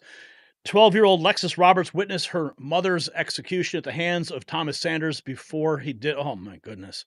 And Biden commuted his sentence. Oh, my goodness. Let her die. It's important. As a former prosecutor myself, I think it's important to talk about the victims here. Lexis Roberts went on a camping trip with her mother and Thomas Sanders. Thomas Sanders, on the way back, took her mother out and executed her in cold blood in front of Lexis, then slit Lexis Roberts' throat and let her die in the woods. This is someone that Joe Biden, on the eve of Christmas, decided to commute his sentence. This is nuts. This is totally nuts. And so the outrage is real. It's justified. And again, Joe Biden on his way out is again cementing his status as one of our worst presidents. Well, it's important. Yeah, that's all part of it. And remember this, who can forget this about the preemptive pardons? Such an unusual, some of the names that have been floated around preemptive pardons, it would just be such an unusual, extraordinary step. We talked about in the news, we've seen Liz Cheney, Dr. Fauci. You're talking about the preemptive pardoning. Right. I understand you don't want to get ahead of the president's thinking, but are any of those names wrong or still? Can you tell, I mean, do you want to tell us anything about? It would be a bad move on my behalf if I preempted the president or previewed anything that the president was thinking about, considering, and so this is something that he's going to talk with his team about, and I just don't have anything beyond that for you. Yeah, he's going to talk to Liz Cheney. He'll talk to Adam Schiff and Nancy Pelosi. This guy, Joey, he says the good news, Biden didn't pardon the Boston bomber, Tree of Life synagogue shooter, or the Charleston church shooter. The bad news is Biden did pardon 5 child killers and 32 mass murderers. How is it that Joe was deemed too senile to be charged for stealing classified documents, but still is somehow fit to issue pardons and commute sentences? I am Ken. I wonder how much Biden will charge Liz Cheney for that pardon, right? Here is August 2024. This shows you, I mean, this guy should be investigated too. I mean, the lying that comes out of Washington, D.C., and the cover-up of Joe Biden's mental capacity. Top video is Senator Coons explaining Biden's bad debate performance was because he was sick. He was traveling too much. Bottom, December 2024, Coons explains that Biden's bad debate performance caused him to question Biden's fitness to serve a second term. I think that what we're seeing here is literally they're covering their ass. After the Wall Street Journal report came out, after the James O'Keefe Media Group undercover video came out, now they realize they can't run. They can't hide from this anymore. I'm saying that after what was an admittedly very bad debate performance, he was sick, he had traveled too much, he did not perform well, that he reevaluated his path forward as a candidate when over the next 3 weeks, as he gave interview after interview, speech after speech, rally after rally, the media wouldn't let him move on. You told Fox this week that you didn't realize that there might be something wrong until our debate. Looking back, are you comfortable with your support, the fact that you were a co-chair of his campaign, the whole thing? I still support Joe Biden. I think he's a compassionate and decent man who has been a consequential president. But that was true. The first time I saw or heard anything that made me really question his fitness to serve a second term was that debate. What do you know? Yeah, they're all covering their ass now because they cannot escape. And Johnny Midnight posted this meme. I think Trump has grounds in court to have Biden's pardons and other executive orders removed. It can be easily proven he was not of sound mind and made the decisions himself. What are your thoughts? And he posts this picture of President Trump pushing Joe Biden in a wheelchair. Salty Goat posting this meme of Liz Cheney behind bars with the words, "Soon, Liz, soon." Yeah, we would all love to see it. And Tom Cotton, he's also on the front lines of this whole thing. And I brought this up when we were discussing, Biden's mental capacity and signing these pardons. Well, now Tom Cotton's on it too. Contracts, wills, and other legal actions are null and void if a party is mentally incompetent, as Joe Biden obviously is. This is Senator Tom Cotton. The Congress and the Trump Department of Justice should investigate whether these pardons for depraved murderers are binding. Who is making these decisions? Juanita Broderick, I completely agree these pardons are disgusting. Senator Tom Cotton calls for President Trump's DOJ to investigate the pardons issued by President Biden. Oh, and I think we got video of that as well. A sheriff also blasting the commuting of killers in the St. Lucie County murders earned the right to die. That's what he says. Charlie Kirk, I'm increasingly worried Biden is going to blanket pardon every single illegal alien in the country before he leaves office. Yeah, that has actually been discussed. Stephen Chung, Biden commuted the sentences of 2 monsters who killed an entire family in Florida, including a 4-year-old and a 3-year-old in cold blood. Cernovich posting this, Biden didn't issue these pardons and let death row inmates get away with killing children. Someone inside the DOJ did. And incoming Pam Bondi needs to get to the bottom of this and name every sick individual who helped child killers get away with their depraved crimes. And the victims are shocked after Biden grants clemencies to Kid for Cash judge and $54 million embezzler. I mean, the blowback is massive. Here is Tom Cotton right here. Today, Senate Democrats blocked my resolution condemning Joe Biden's egregious misuse of presidential pardon power. This is how they want to end their time as a majority, weak and shameless. Before we get to that, let's take a look at this was posted 6 hours ago by the Trump War Room. While Americans struggle during the Christmas season, crooked Joe Biden commuted the sentences of nearly all the monsters on federal death row. In his statement. More on all this, Alexandra. Hi, John. Good to be with you. You know, another person on that list was convicted for killing 12 people in Philadelphia. That included 4 children. Now, President Biden says that he condemns these murderers and grieves for the victims' families, but added this in his statement, quote, in good conscience, I cannot stand back and let a new administration resume executions that I halted. Now, Republican Congresswoman Nicole Malliotakis, she responded in part saying, instead of death row, these monsters will rot in jail for life at taxpayer expense. More coal for crime victims on his way out.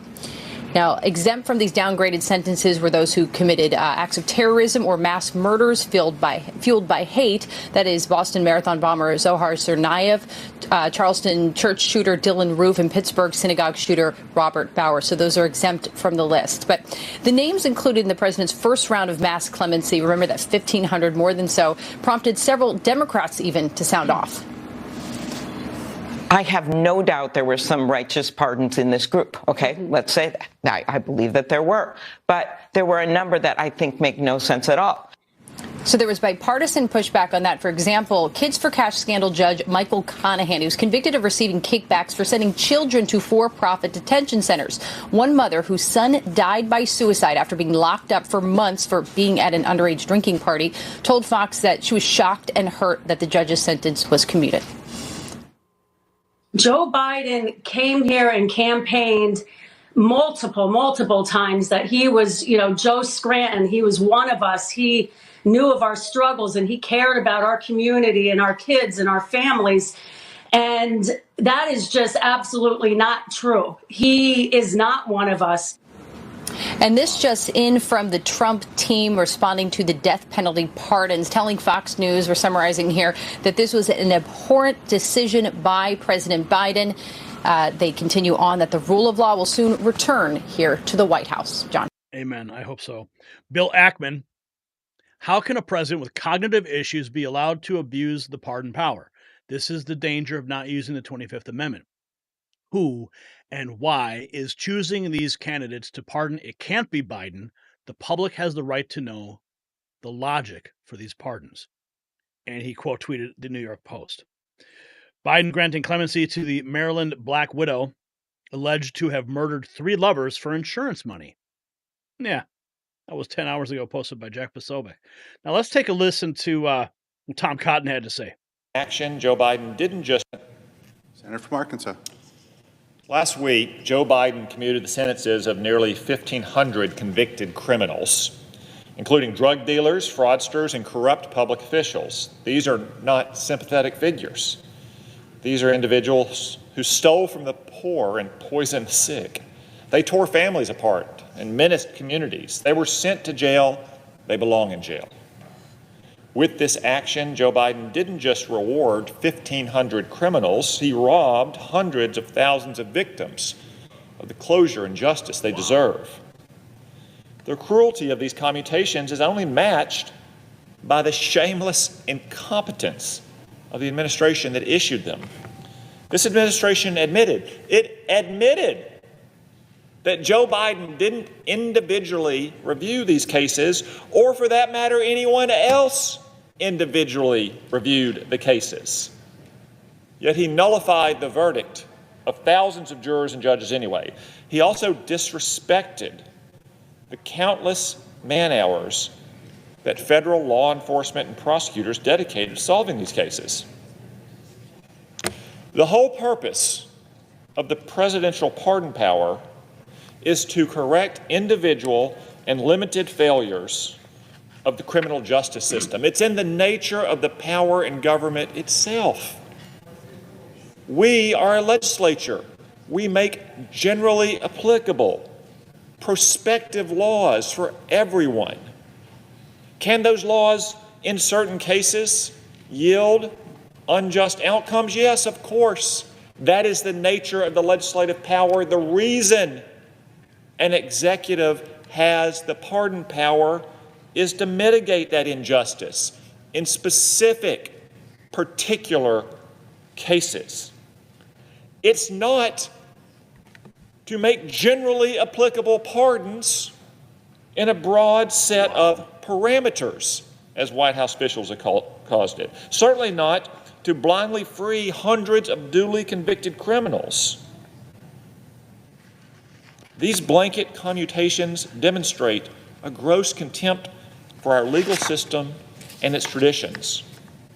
Tom Cotton is on point, and we definitely need to investigate all of these. Investigate Trump, President Trump. Tom Cotton calls for President Trump's DOJ to investigate pardons issued by President Biden. Do you guys agree with that? I mean, this is a picture I would love to see. Liz Cheney behind bars. But that's where we're at, folks. Joe Biden and these pardons, Liz Cheney being exposed. Unbelievable. But what we've uncovered tonight, it's not just about pardons or politics, it's about the fundamental corruption of our justice system. While Biden rushes to pardon violent criminals and possibly preemptively protect Liz Cheney, the truth about the January 6th committee is finally coming to light. The Congressional Interim Report has exposed what many of us have suspected all along, a coordinated effort to undermine our republic. And now, as our house of cards collapses, they're scrambling for protection. So here's what I want to know from you. Should Trump's Department of Justice investigate these pardons for potential abuse of power once he takes office? Tell us your thoughts in the comments below. And while you're fighting for justice, show your support with our new MAGA Avengers collection at shop.nextnewsnetwork.com. Let everyone know where you stand. Okay, got some super chats that came in during that segment. Let's see what we got here. F. Joe Biden. I did bring that up during the segment. It was definitely poignant. I have a feeling his pardons will be challenged under. These aren't pardons, they are immunity, and Biden isn't mentally sound. Exactly. And Jenny Whitebear, Gary, need to ask the Prez to post daily what was voted on both houses and what individuals voted. Transparency, we have the right to know. Well, Jenny, there are actually there's websites, GovTrack, I believe, is one where you can find out where people vote and what's in the bills. You just got to be paying attention to that. I know Trump's got a lot on his plate, but he watches this show, so maybe he will see this. And then we have Susie, who just drops a pair character, $2.99. Thank you for that, Susie. Appreciate that very much. There it is. And then F. Joe Biden dropping $5. Thank you for that. He says, let's remember this guy pardoned sickos on Christmas Eve. He also made awareness on Easter, so this shouldn't surprise anyone. No, it shouldn't.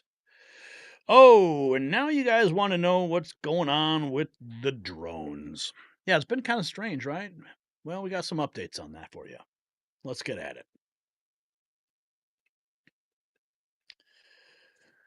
Tonight, we're bringing you a story so alarming, even federal agencies are running from it. Over the skies of New Jersey, a massive drone operation is underway. 5,000 sightings, 22 no-fly zones, and absolute silence from the people who should have answers. The FBI and Homeland Security didn't even show up to the emergency meeting. But our sources tell us something far more sinister is at play. These aren't just drones, they are part of a classified operation that goes straight to the top. And what they're searching for, well, that's what they don't want you to know about. And just as these mysterious drones are tracking something across New Jersey, chronic pain can track your every move. But now there's canalidine, the only natural solution that optimizes your body's pain-fighting endorphins. While the government stays silent about their surveillance, you don't need to stay quiet about your pain. Join over 1 million Americans who've discovered canalidine's drug-free relief power. Visit tricano.com/NNN for a special viewer discount. Don't let pain monitor your every move. Fight back naturally with canalidine. You have nothing to lose but your pain. It's linked down below, and we thank them for their support of this program. So this just came out. Law enforcement leaders across multiple states are forming a drone working group to address the mysterious surge in drone sightings over New Jersey and the Northeast. Nearly 50 officials from 19 state, local, and federal agencies convened at Rutgers University to discuss what they're calling potential drone threats. The meeting, hosted by New Jersey State Police, brought together representatives from agencies like the FAA, Naval Weapons Station Earl, and even the Royal Canadian Mounted Police. Officials debated the implications of over 5,000 drone sightings reported since November, with 100 cases under federal investigation for their potential ties to public safety or national security concerns. In true deep state fashion, federal agencies like FBI, Department of Homeland Security, conveniently skipped the meeting. Why? Maybe because they don't want you asking the tough questions. Instead, the group at Rutgers sifted through data, examined counter-drone tech, and debated federal legislation needs, all while grappling with concerns over critical infrastructure. Threats in the upcoming 2026 FIFA World Cup final at MetLife Stadium. So here's what they're not telling you. The FAA claims many of these sightings were just stars or helicopters. Are we supposed to buy that? Stars don't buzz critical infrastructure or require 22 no-fly zones across New Jersey and 30 in New York. And the so-called warnings about pointing lasers at drones, it's a smokescreen for their failure to address real threats, as laser incidents skyrocketed by 269% this month alone. This is not just about drones, it's about control, surveillance, and their ongoing attempts to monitor and manipulate the public under the guise of safety. As officials draft plans for interagency protocols and push for new federal legislation, ask yourself who benefits from this coordination. Is it about protection, or is it another expansion of Big Brother's surveillance state? So what's next? Banning drones completely? Using counter-drone tech to sweep up more of our freedoms? So folks, we need to stay vigilant. This is not just a working group. It's the groundwork for something much bigger. This was NewJersey.com posting this article. Dozens of law enforcement leaders form multi-state group to address potential drone threats.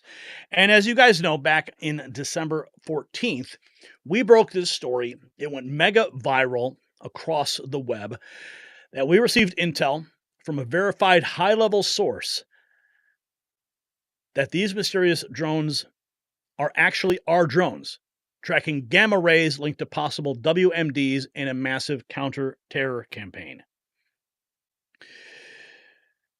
And it is by the Office of Global Access, a shadowy three-letter agency has deployed advanced surveillance assets to hunt for stray nuke or mass casualty weapon hidden on the east and west coast. So we broke this. This post got 5.8 million views and certainly contributed to the conversation about what's happening in our skies. And many are saying this is a psyop. This whole thing is just a psyop. Radar tech. And now we just find out on December 15th, all of a sudden it's New York Senator Chuck Schumer professes he's ignorant. He doesn't know. He's calling for the federal government to deploy recently declassified radar technology to finally identify the mysterious swarms of drones. Yeah, look at the psyop going on here. Look, even a New York senator is like, maybe we should use some recently declassified radar tech. Look, there's no such thing as giant 8-foot fixed wing droney things flying around over Air Force bases, over the highly, highly, highly contested, super secure East Coast airspace that we don't know about, or worse, that we aren't operating at the federal government level. Full stop. So this tells you that there's some sort of a psyop operating. And again, there's a little still from the video. That thing's lit up like a Christmas tree. It's designed to be seen. So what is this actually about? Well, two possibilities. First, the government knows what the drones are, but it's the government is powerless to do anything about them and doesn't want to panic the public. So they are lying about them, okay? And number two, the government is operating the drones and is lying about them. One way or the other, we know the government is lying here. There's so much. One way or the other, right? And of course, we had this from President Trump on December 16th after our post went mega viral. The government knows. Good to see you. Can you comment on the drones that are flying around New Jersey ports? It seems like the American people have a big disconnect. The government knows what is happening. Look, our military knows where they took off from. If it's a garage, they can go right into that garage. They know where it came from and where it went. And for some reason, they don't want to comment. And I think they'd be better off saying what it is. Our military knows and our president knows. And for some reason, they want to keep people in suspense. I can't imagine it's the enemy, because if it was the enemy, they'd blast it out. Even if they were late, they'd blast it.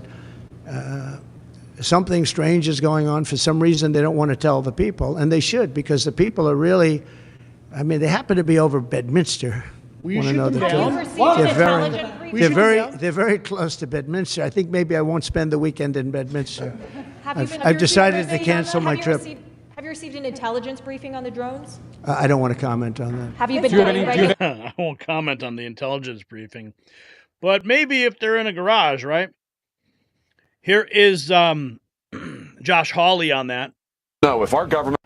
Yeah, you can't tell me that we don't know what that is. I just think they're not being honest with us. I think that if we don't know, if our government really has no idea, then they're even more incompetent than I thought. We've got to get to the bottom of this, and they need to level with the American people about what's going on. It's crazy. It is crazy. Here's Ocean County, New Jersey Sheriff Michael Mastronardi with Neil Cavuto. As you know, Neil Cavuto is out at Fox, discussing how his department launched their own drones to investigate these sightings. Started learning the with the sheriff is that he wanted to find out for himself what these drones were about, so he launched some drones of his own to see what they were about. Sheriff, good to see you. What did you discover? Well, we started a week ago. We tried to do it quietly, and then the people started learning about it. And what we did is we put up our own tether drone at one of the highest parts in the county, Sergeant Tennessee and Officer D'Amico. And on the first night, they did spot a object in the sky that they believed to be a drone. And they tried to get a thermal image off of it, and they gave very little thermal image to that device. And then that came around them, and then it shut off its lights and left them, reported their report, approximately 60 to 70 miles an hour. Whoa. So could they tell how big they were, Sheriff? Well, they said it was twice as big as what we have, and we have some big drones that are about 2 by 2, and so they were quite big. And then the following night, we went out Sunday night to the same location. And at that point, we got a call that there was a drone sighting in Island Beach State Park. As reported in the media, an officer with the Island Beach State Park Police reported that 50 drones were coming from the ocean towards the mainland. At which point, the officers, myself, packed up, responded over. It took us about 15 minutes to respond to where the officer's location was. And we then made notifications to our federal and state partners. With the sheriff is that he wanted to find out for. Wow. We got some more on that. Let's keep going. Of course, who can forget this Patriot lady? Finally, someone explains why the drones are in New Jersey. Chris Christie needs to be supersized. Of course, this is an AI-generated video, but Donald Trump posted something similar to that. Let's take a look at what was posted by Real America's Voice. This is an assistant director of the FBI saying he shouldn't be uncomfortable in front of Congress. The expert, Greg Hartley, analyzes the body language of the FBI during their testimony regarding the mystery drones. But I figured let's go to the federal agents from the FBI that were talking about saying, hey, we don't know what this stuff is, and see if we can analyze a little body language here. So this is the chairman of the committee asking the assistant director of the FBI about this. Let's roll it. What is going on in New Jersey?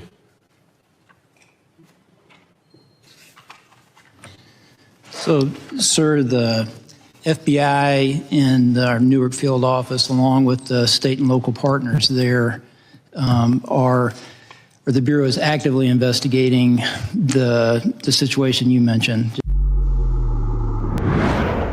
Greg?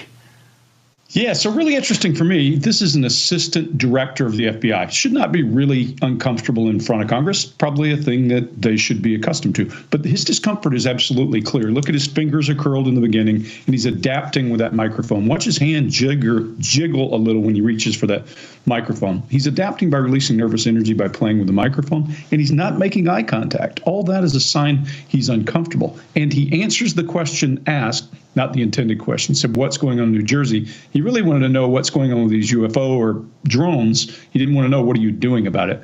And he answers a different question. He also avoids restating what the guy said. And then the guy sitting next to him, open mouth breathing, surely doesn't look too comfortable either. So, yeah, they know what's going on for sure. 100%. Of course, here's the Pentagon. To address this, Pentagon is doing to address. Sabrina, can you tell me what the Pentagon is doing to address this issue of drone sightings over New Jersey? It's near sensitive installations. The FBI is involved. What is the Pentagon doing? Sure. So at this time, aware of those drone sightings that have been reported, at this time we have no evidence that these activities are coming from a foreign entity or the work of an adversary. We're going to continue to monitor what is happening, but at no point were our installations threatened when this activity was occurring. Can you rule out that these are American drones or U.S. military drones? These are not U.S. military drones. Again, this is being investigated by local law enforcement. What our initial assessment here is that these are not drones or activities coming from a foreign entity or adversary. Representative Jeff Van Drew, who is a Republican from New Jersey, was just on the air saying that Iran launched a mothership probably about a month ago that contains these drones, and that mothership is off the coast of the east coast of the United States. Is there any truth to that? There is not any truth to that. There is no Iranian ship off the coast of the United States, and there's no so-called mothership launching drones towards. Oh, yeah. We have this, though, a New Jersey mayor saying these drones are high tech. For openness. So we have a little bit of facts that we've garnered in the past month or so, especially in the last week, that we've really ticked up calling for openness and transparency. So here's what I know from our briefings. I know for a fact that we were told there are drones hovering over New Jersey's critical infrastructure. What is that? Well, here in New Jersey, we have 2 nuclear plants. We have the Picatinny Arsenal. We have multiple reservoirs. We have Trump Bedminster. So plenty of infrastructure here, plenty of top security sites here in New Jersey. We know for a fact that drones are over them. We also know, and this is a quote from our governor, one of the rare times he's actually spoken on this. By the way, I didn't mention that when we convened that meeting last week with every single mayor, the governor was a no-show. He had about 200 COVID-related press conferences, yet has been very, very quiet on this topic. So we know for a fact that they're up there. Our governor, in one of the rare statements that he did make, he said that our New Jersey State Police helicopters have actually gone up, this was early on, and tried to actually pursue or try to get close to a drone, and the drone turned off and disappeared. Those are his words, not mine. We also know from our state police that these drones are not emitting radio frequencies. So when people say we're seeing personal drones or we're seeing commercial drones, and believe it or not, there is some misidentification going on. I'll give you that. But when people say that these are nothing but personal drones and commercial drones, it's simply not true. These drones are high tech, something like our government would have, or maybe a foreign adversary would have. They are not emitting a radio frequency, which makes it really difficult to track them, but makes it impossible to knock them out of the sky with a jammer. Because if they don't have a radio frequency, you can't jam them, you can't bring them down to the ground. So we have now Chanel Rion, she just did a whole story. People are asking, like, what happened? All the drones over New Jersey. It was the biggest story every night. Now nothing. Well, that's why we're covering it tonight. And you know, with Christmas, just, you know, a day away. Remember that there was no drone activity on Thanksgiving. Will there be drone activity on Christmas Eve? Will there be drone activity on Christmas Day? Of course, that would also indicate that these are government drones. And on a government holiday, they're not operating, right? So that's something we're going to be paying very close attention to. But let's take a look at what Chanel Rion had to say. Also, before we get to that, do you know they're now doing drone tours in New Jersey? News 12, New Jersey. Drone tours. The mysterious drone seen flying around New Jersey may have spawned a new tourist industry. How about that? And then Doreen Linder. She brings up this really interesting point. Aren't the drones reminiscent of the events in mass hysteria during the War of the Worlds radio broadcast, which also took place in New Jersey?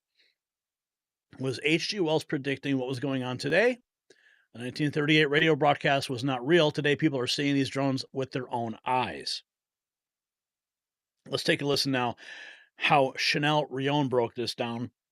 She writes 12 hours ago, should we laugh or should we cry?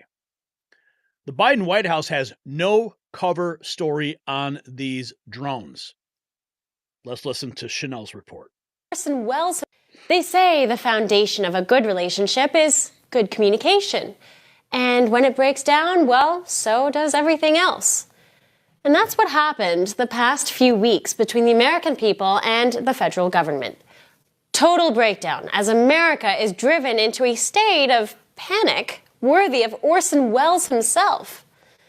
The union between the American people and the federal government was never a love story per se, but it's clear the relationship has seen better days.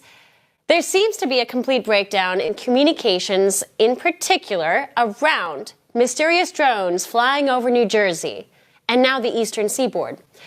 No clear answers as to what these drones are, alarming the people and even America's governors. The government knows what is happening. Look, our military knows where they took off from. If it's a garage, they can go right into that garage. They know where it came from and where it went. And for some reason, they don't want to comment. And I think they'd be better off saying what it is. Our military knows and our president knows. And for some reason, they want to keep people in suspense. You can bet those governors are talking to President Trump, as you just heard. Authorities say they've deployed a state-of-the-art drone detection system to get a closer look. But Congress has been kept in the dark. So much so that Congresswoman Marjorie Taylor Greene says she has her ammo ready to pick these things out of the sky herself. They wouldn't offer any words of reassurance, but the federal government were clear on at least one point, one very dubious point, that these drones or UFOs are not ours. Yet, they're not harmful. Nothing nefarious, apparently. But they're checking it all out. I think it's just one. There's a lot of drones authorized up there. I think one started and they all got it. Everybody's wanting to get in the deal. The incohesive messaging surrounding these drone sightings has only fueled alarm. Because we know, if this were genuinely a foreign invasion and our government was really in the dark about it, would the government that pats down grandma's knitting bag at the airport really shrug this off as no big deal? We're being played for fools by our own government, and the lack of transparency by a government that clearly knows more than they're telling us has naturally caused an outbreak of theories. Here are the top 3 theories so far, based on what we know and what the government is selectively not telling us. They're either ours, they're foreign adversaries, or it's an alien invasion. So here it is. Number 1, it's our own government. This theory has advocates that say that these are our own drones, and they point to the fact that these drones apparently have landing gear and red light landing lights. This, so far, is the strongest theory. It knocks out the other scenarios. And again, the White House itself addressed the issues raised by local officials, and the answers they gave were dodgy as you know what. Here's Mayor of Belleville, New Jersey's Mayor Michael Melham. More than likely, it's not a foreign adversary because they would be able to figure out how to turn off the blinking lights. These drones are huge. We had a mayor yesterday on the call with the White House telling them that he had 6-foot drones hovering over his house. Yet they continue to tell us we don't know what we're talking about. These drones also seem to be flying in a grid pattern, indicating that they're hunting for something. At around the same time as these drone sightings, the U.S. Nuclear Regulatory Commission reported that a Category 3 load of radioactive material had gone missing on December 13 in New Jersey. This fueled the drone sniffer theory, speculation that the drones were sniffing for a possible dirty bomb. Now, the Biden Department of Energy's National Nuclear Security Administration rebuked this theory. It claims the department does not utilize drones to search for missing nuclear material, and that, yes, a load of germanium-68 had indeed gone missing in New Jersey, but that they ended up locating the material. End of story, right? Nope. Turns out, this may be a sneaky way to dismiss an actual concern. This article and the statement from the Biden administration cites material that went missing on December 2 and was found December 10. Listen to this. Conveniently ignoring the fact that nuclear waste material for a medical scanner did in fact go missing on December 13 in New Jersey. Now, the radiation levels contained in this missing shipment is minuscule, but given what the government is not telling us, maybe this is one of many missing shipments of nuclear waste. Let's hope not. UFO expert George Noory says these drones, or manned aircraft, as our Pentagon alluded to, seem more militaristic in nature, but the amounts of them and the ability to go dark and evade seem contrary to Biden's take, indeed nefarious. Theory number 2, it's a foreign adversary. Republican Congressman Jeff Van Drew of New Jersey was one of the first elected officials to respond to these drones. He voiced the first concern on many Americans' minds that this must be the work of an international adversary.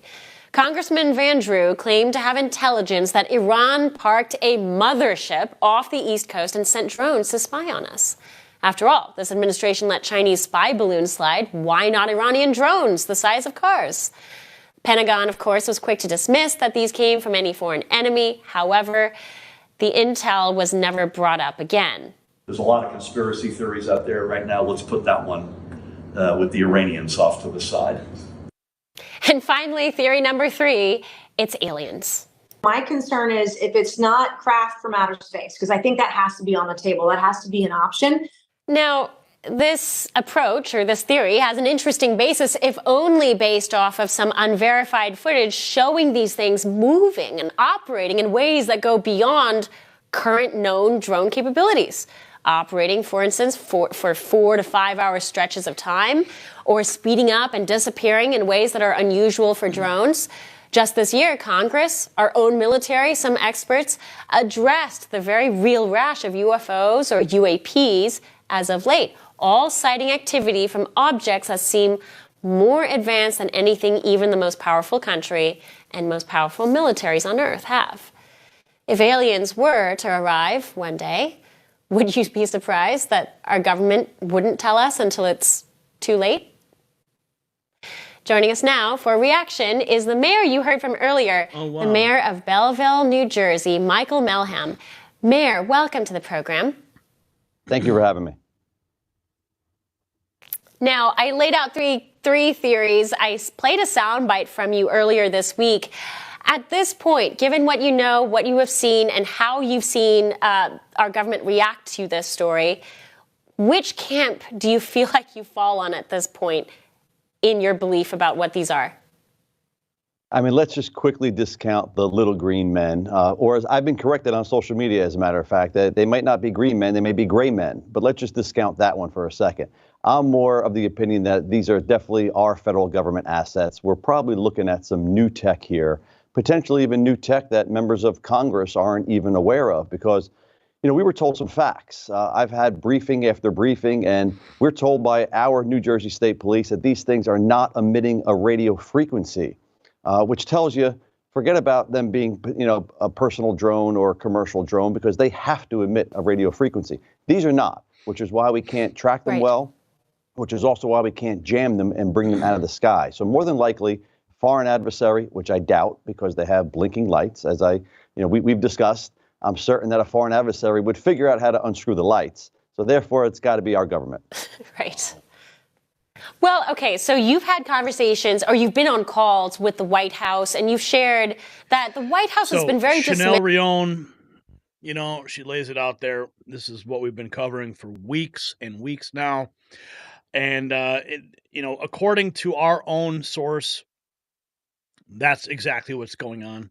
These are our drones, and they are sniffing for radiological material. And she brought up a really interesting point in that piece, that the original radioactive material that was missing from the medical device could have very easily just been a cover story for what we know. That this could be a dirty bomb or worse already on our soil. So we're going to find out, though, right? We're going to find out if they're up there on Christmas Eve and Christmas Day. But what we've uncovered tonight about these drones isn't just disturbing. It's a wake-up call.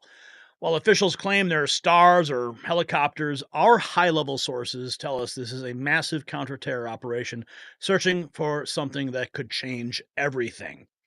The government silence isn't just deafening, it's deliberate.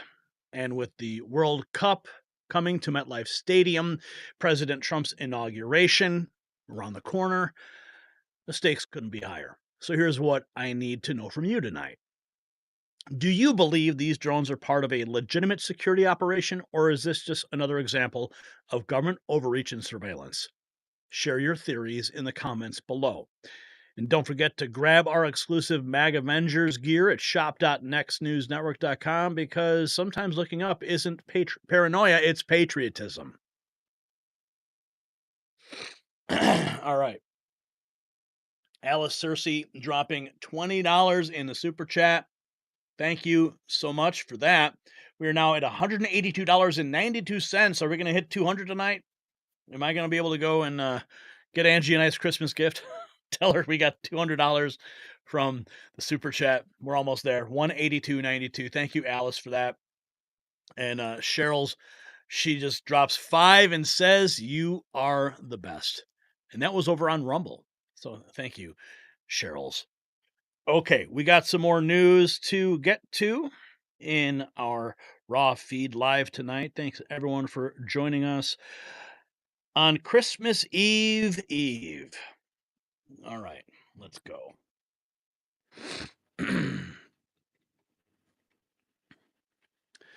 Ladies and gentlemen, on this Christmas Eve, with just 28 days until Donald Trump's return to the White House, something extraordinary is happening. The mainstream media is in meltdown. Former CNN stars are jumping ship, and even Kamala Harris' own advisors are abandoning the sinking vessel. And tonight, we're going to show you exactly why Trump's movement isn't just winning, it's creating a new American majority that will reshape our nation for generations. And while the left implodes with Joy Reid taking pay cuts and Brian Stelter fuming about lost influence, Trump's mandate for America grows ever stronger. And just as Trump fights to preserve American greatness, the patriots at Be Best are fighting to save our nation's food security. The American bee population is critical to our survival, and without immediate action, our food supply chain could collapse. That's why I am proud to support and be sponsored by PatriotBeBest.com. For less than 17 cents a day, you can join the fight to save American agriculture. Use code NEXTNEWS for 25% off your monthly subscription. Don't wait until our grocery shelves are empty. Join the hive at PatriotBeBest.com today and help secure America's future. All right, Donald Trump posted this video on his Truth Social account, and he simply captioned it, 28 days to save America. The Trump motorcade in full effect. The boss is in town. I just love videos of the motorcade and Trump because it's like, it just exudes authority and puts so much fear into left because they know they can't stop this man. Brian Stelter, yeah, he's fuming. He is butthurt. Colin Rugg says Brian Stelter fumes about how X users are reporting on political issues, complains about how they're branding themselves as the new CNN. Yes, they're butthurt. Stelter said X accounts can't be trusted because they have no institutional knowledge. Oh, is that right? Yeah, we are beating CNN. Every single day, we beat CNN on this channel. And on X, the Patriots there, overtaking. These channels are irrelevant now. Let's listen to Brian Stelter. And he's oftentimes relying on random anonymous accounts, these websites, these users on X who are trying to present themselves as the new CNN, the new New York Times, but have no research behind them, no backing, no institutional knowledge. And I understand that for Musk, that's really appealing. It's exciting on his platform, but he ends up misleading a lot of people. It is striking how he does seem to be learning about lawmaking in real time. And just a moment ago, he tweeted about all the coverage of him in the last 24 hours. There's been all these questions, Dana. Is he the real president-elect? Is he the shadow president? Well, Musk responded on X. He says the political and legacy media puppets are all echoing the same idea, parroting the same message, trying to drive a wedge between Trump and me. And Musk adds, they will fail. I don't think anybody's trying to drive a wedge except those Democrats who are saying it. Journalists are just trying to understand the relationship between Trump and Musk because it's one of the most important relationships of the next 4 years. We're literally calling it as we see it. Elon Musk put out on social media that he didn't like the bill. Then there was a statement from Donald Trump and J.D. Vance, and then everything fell apart. Oh, yeah. No, we called out the media. We saw the talking points. And then we've got this. Check this out. Kamala campaign advisor Lindy Lee quits the Democrat Party. Quite a gift for Christmas, right? I don't want to be part of this tent anymore. I don't want to be part of this craziness. I want to be part of the team that treats me with common decency. She was on Piers Morgan. Let's listen to this. Campaigns against the Democrats have got to move on quickly, haven't they? Yeah, I couldn't agree more. She's indulging delusions of running for governor in California in 2020. Okay, it looks like this. Is that Dave Rubin, Chunk Uger? I don't know the other two. Maybe you guys can drop a comment and let us know. Anyway. And perhaps even running for president in 2020. And I just want to echo what a lot of you guys already said. This past week has been harrowing for me. This Saturday, I went on Fox and Friends and I said that Democrats have a stench of loser hanging over them. Yeah. As soon as I said that, there were boycott campaigns against me, unblock, unfollow campaigns. I lost 40,000 followers. Really? In 4 days. People have called me the W word. I don't know what we're allowed to say, but you can fill in the blank. We're uncensored. Let's say it. Say it. Say what the word was. Am I allowed to? Yeah. Well, they called me a whore. They called me the C word.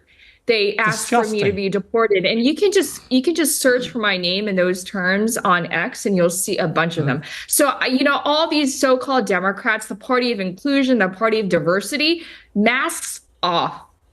And it's even worse because they pretend to occupy the moral high ground. They pretend to be, so loving and caring and embracing of diversity. But all of a sudden, when I dare to utter any criticisms of the goddess, Kamala Harris, I get ostracized. Me, after having raised tens of millions of dollars for the party. My donors are pissed. They raised $2.5 billion across Super PAC in the campaign. It's my responsibility. It's my duty of care to ask what the hell happened with that money? Why did we spend it? Why did we spend millions of dollars on 5-star hotels for campaign staffers? Why did we spend $500,000 essentially bribing Al Sharpton moments before he interviewed Kamala? These are legitimate questions, but no, in the cult, you can't ask questions. Yeah. And leaving the Democratic Party or even questioning the Democratic Party is like leaving a cult. It's terrifying. Pierce, I don't want that. I don't want to be a part of this tent. I don't want to be a part of this craziness anymore. They're accelerating my rightward shift. I don't want this nonsense. It's just crazy. And honestly, they're shrinking their tent. They're basically telling me they're pushing me to bring my tens of millions of dollars that I've raised and can continue to raise to a different team that treats me better, that treats me with just common decency, that doesn't call me a communist spy.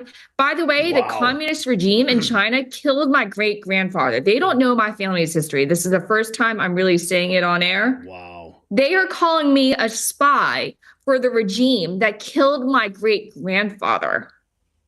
Let that soak in just for a second. That's how disgraceful they are. Yeah. And these are the people who call themselves the social justice warriors. They are dabbling. They are going headfirst into racism anytime someone dares to disagree with them. I don't want to be a part of this nonsense anymore. I want to be a part of the team that says men are men and women are women, and then men shouldn't play in women's sports. And I'm an athlete myself. I'm a marathon runner. The Democrat. Wow, talk about self-destructing. And then we got this. Looks like Christmas came early for MSNBC critics, with Joy Reid getting a pay cut instead of a holiday bonus. Guess when your show's ratings are tanking, the solution is slashing salaries, not firing the anchors who couldn't pull in viewers if they were handing out free iPhones. Reid's $3 million salary is probably still more than most people make in a lifetime, but hey, it's nice to see MSNBC's attempted cost-cutting bring some holiday cheer to the critics. Maybe they keep trimming the fat until all that's left is a few sad studio lights flickering out. I love it.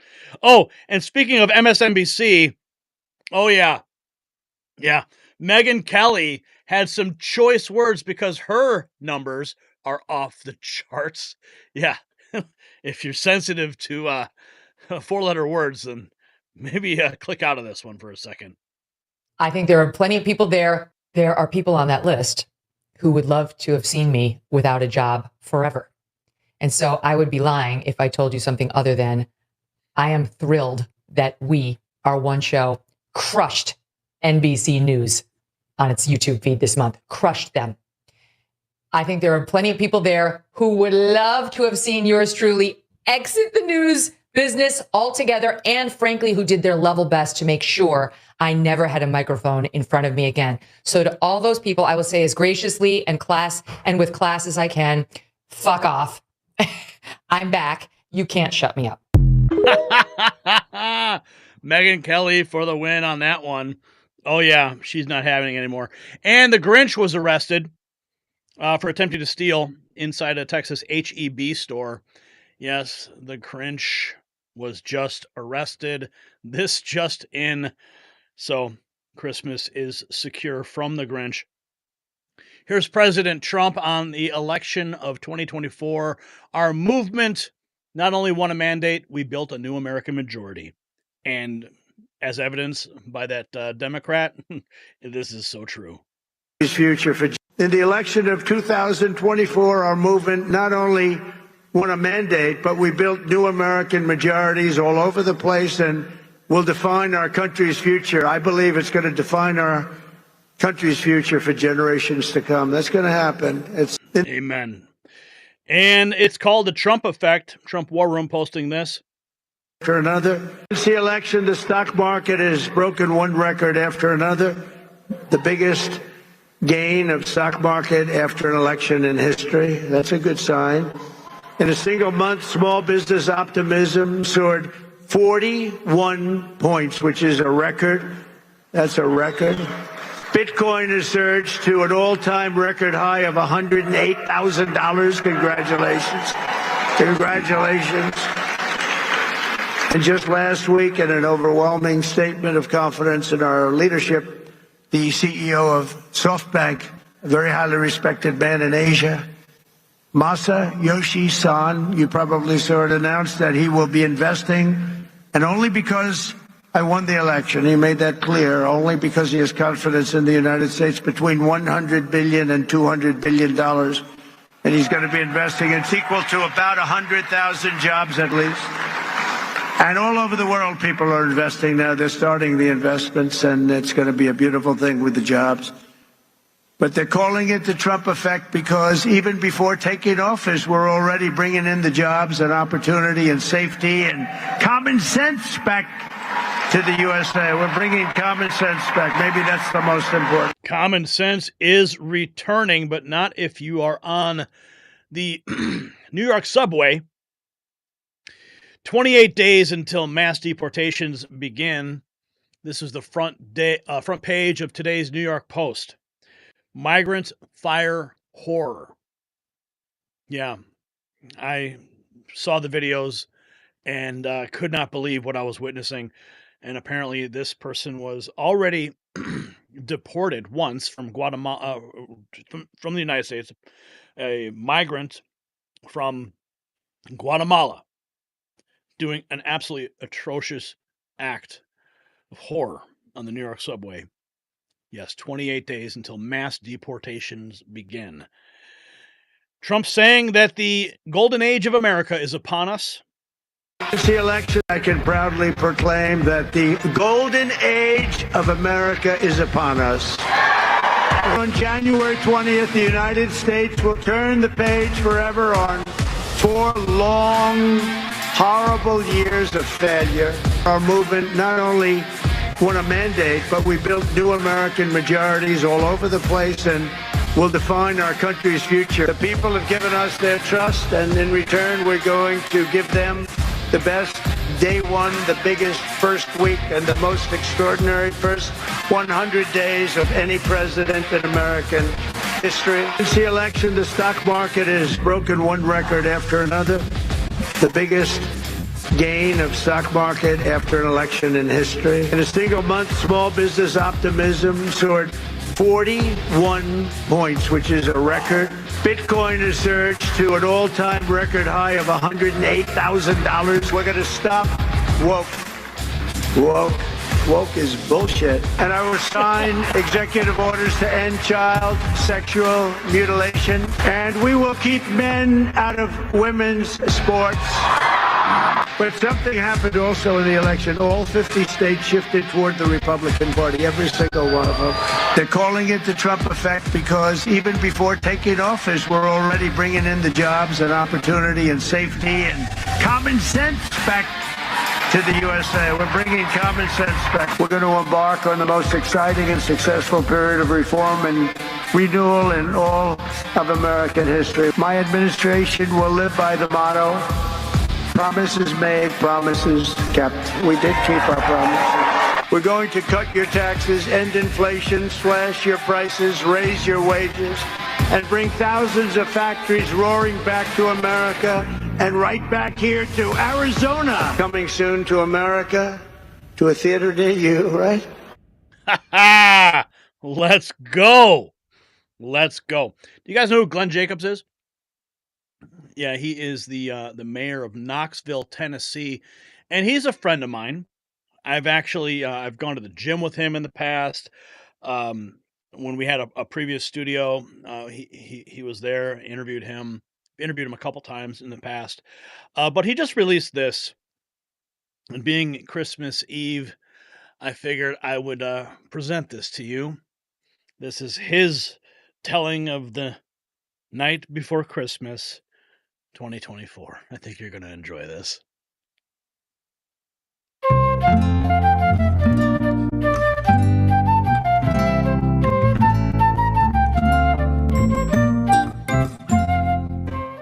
This is 'Twas the Night Before Christmas. 'Twas the night before Christmas, and all through the swamp, establishment hacks prepared for their yearly romp. The lobbyists hung their stockings with care, knowing that pork would soon fill the air.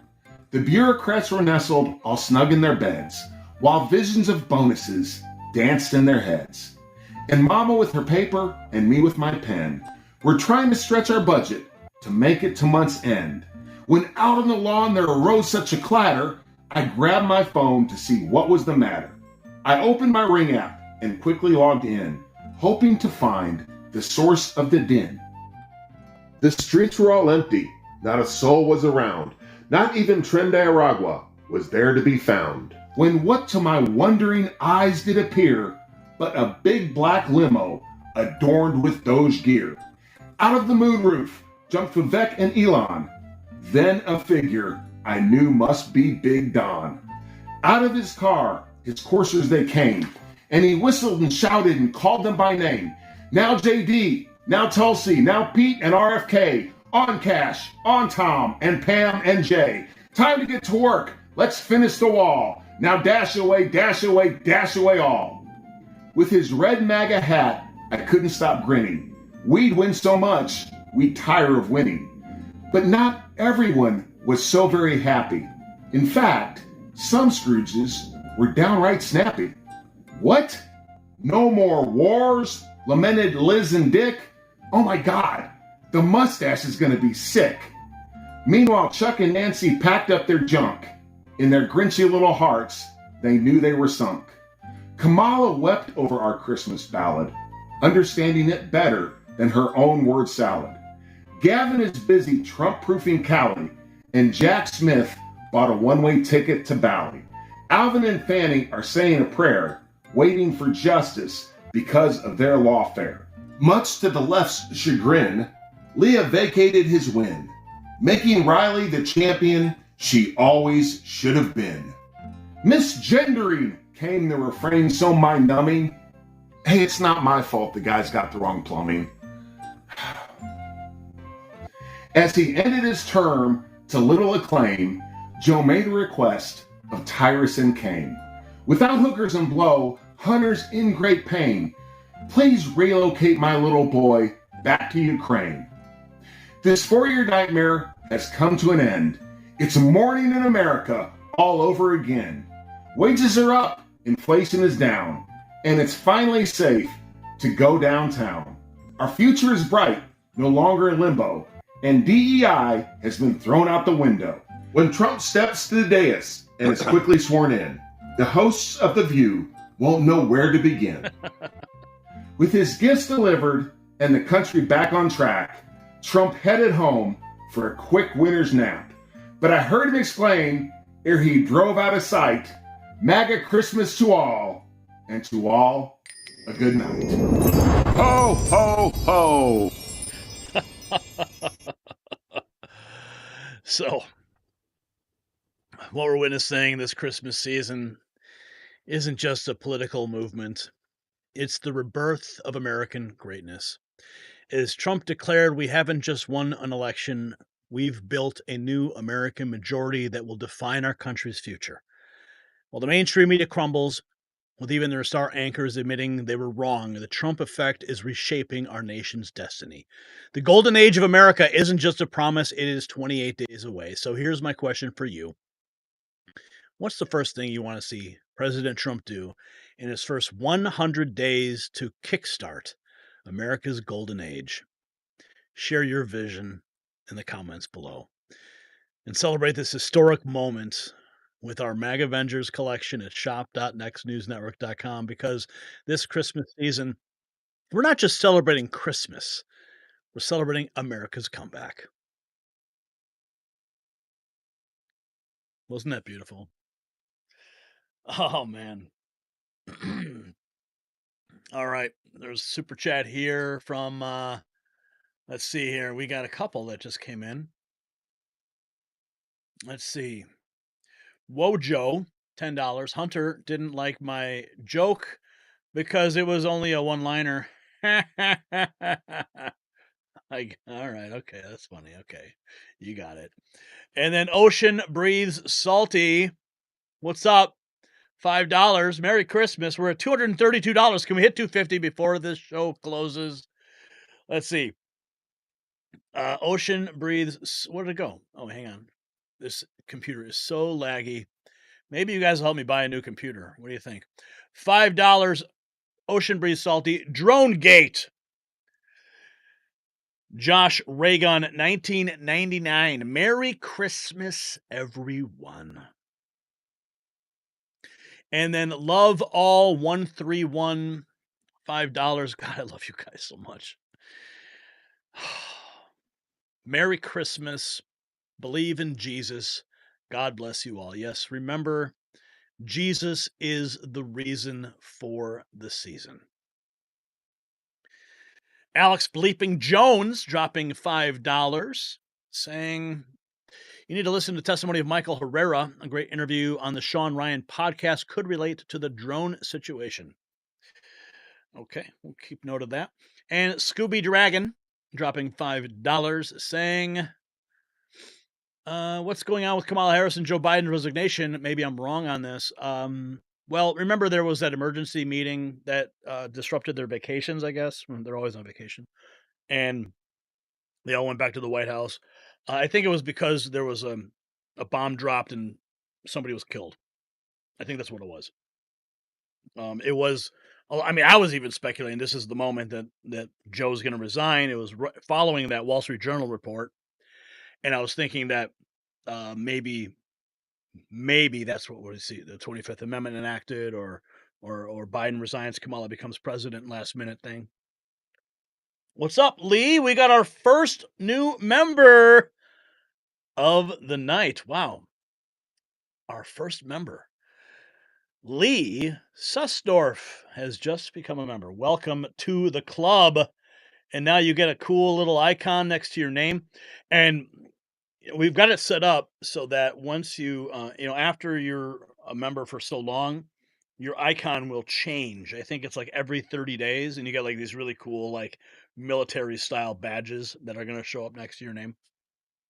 That will show just how long you've been a member, and it'll basically show your seniority. Also, you're going to get access to some of the fun emojis I had created, like little icons of me. Maybe you guys throw some out there if you guys want, and you can show them. Pretty cool little emojis that we made. But at the top level, here's something that we only have a couple top members, and I'm not sure that they've actually activated this part of the perk, but you get access to our Discord group. We've got a Discord group, and the system is set up so that as soon as you join, you have access to that.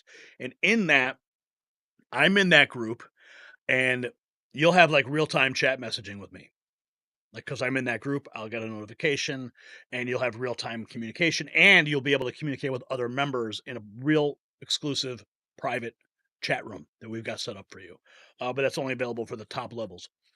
And then we got here Mary Mac Elvin, $2. Thank you for that. She says, please, President Trump, end these wars.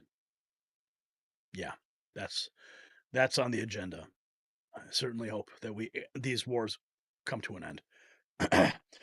So we're at now $234.91. Come on, guys. Come on. What are you waiting for? Let's get to 250 tonight. 250. Okay, and as we have here, let's take a look at what's happening on the main feed. What is this? This is posted 12 seconds ago. This liberal has a new theory about Kamala becoming the next president very soon. No idea what this is about? Well, let's find out. Hey, Mom, number one mom, $3.99. Thank you. Your first super chat on a live stream. Number one mom. We are now at 238.90. Okay, let's see what this guy's got to say. In my opinion, so I have a crazy theory that Kamala Harris will be president of the United States very shortly.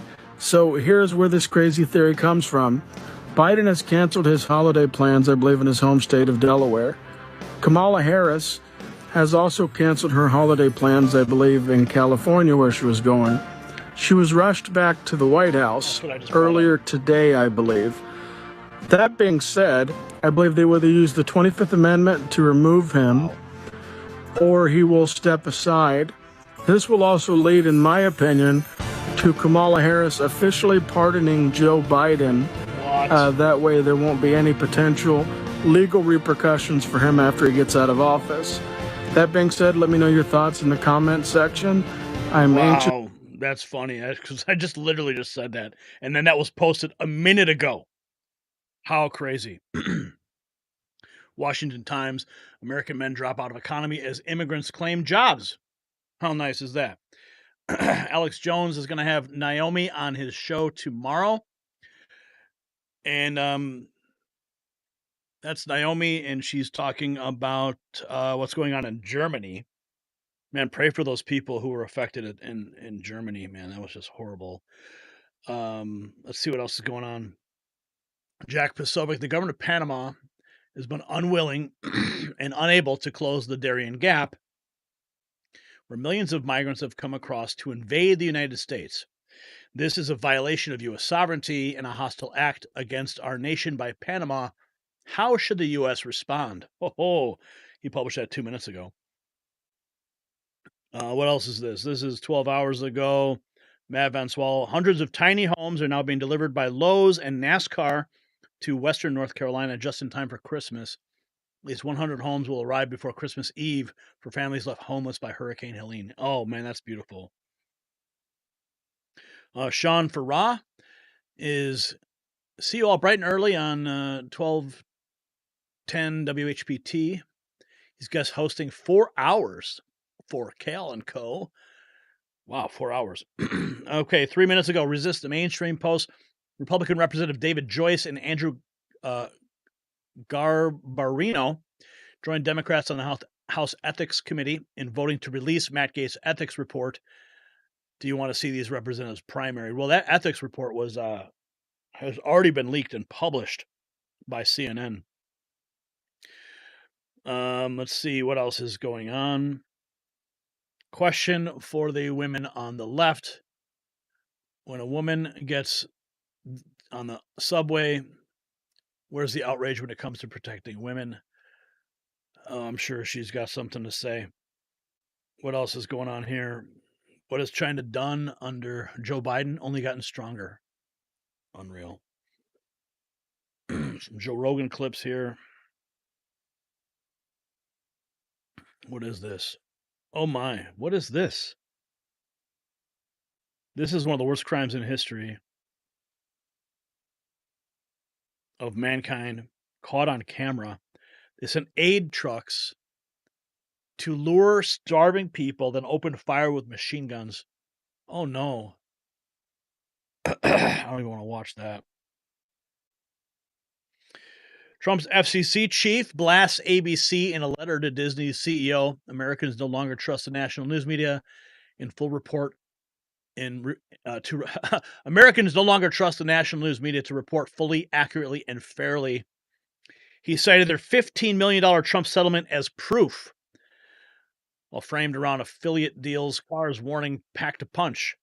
ABC's own conduct has contributed to this erosion of public trust. This message signals a dramatic shift as Trump's team takes control of broadcast oversight. Carr promised he's monitoring Disney closely, a chilling reminder of Trump's threats to revoke network licenses. Oh yeah, baby, let's go. And Bobcat, $5. Thank you, Bobcat. Merry Christmas, everyone. Okay, we are $243.90. We're only like just shy of $7. I'm hitting $250 tonight.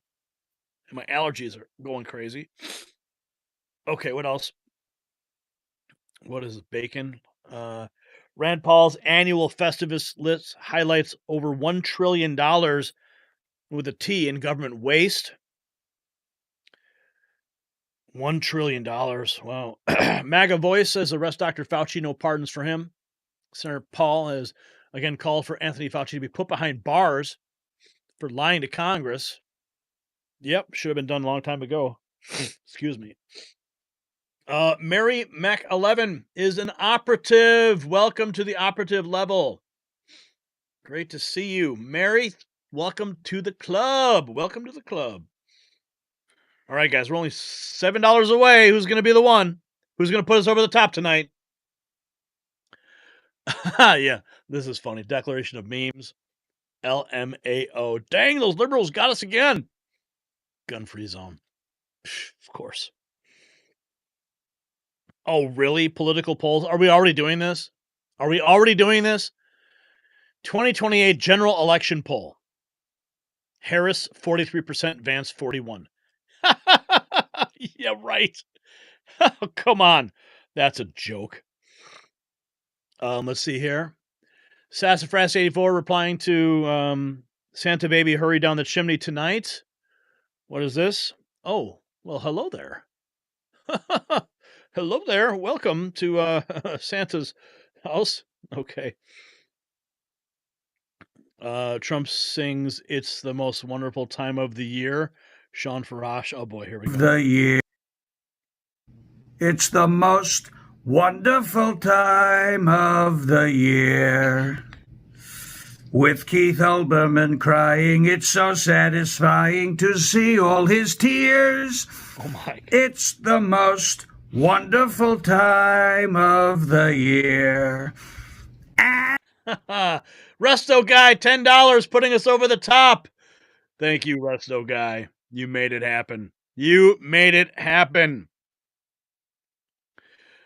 A gunman kidnapping a man and forced him to withdraw money from an ATM on the west side early Saturday in Chicago. One of several holdups reported that morning. Sheesh. What else is going on here? Look at this idiot. Okay, what is this? Wait. Vicky. Whoa. $1.99 from Vicky. Wait, and Alice.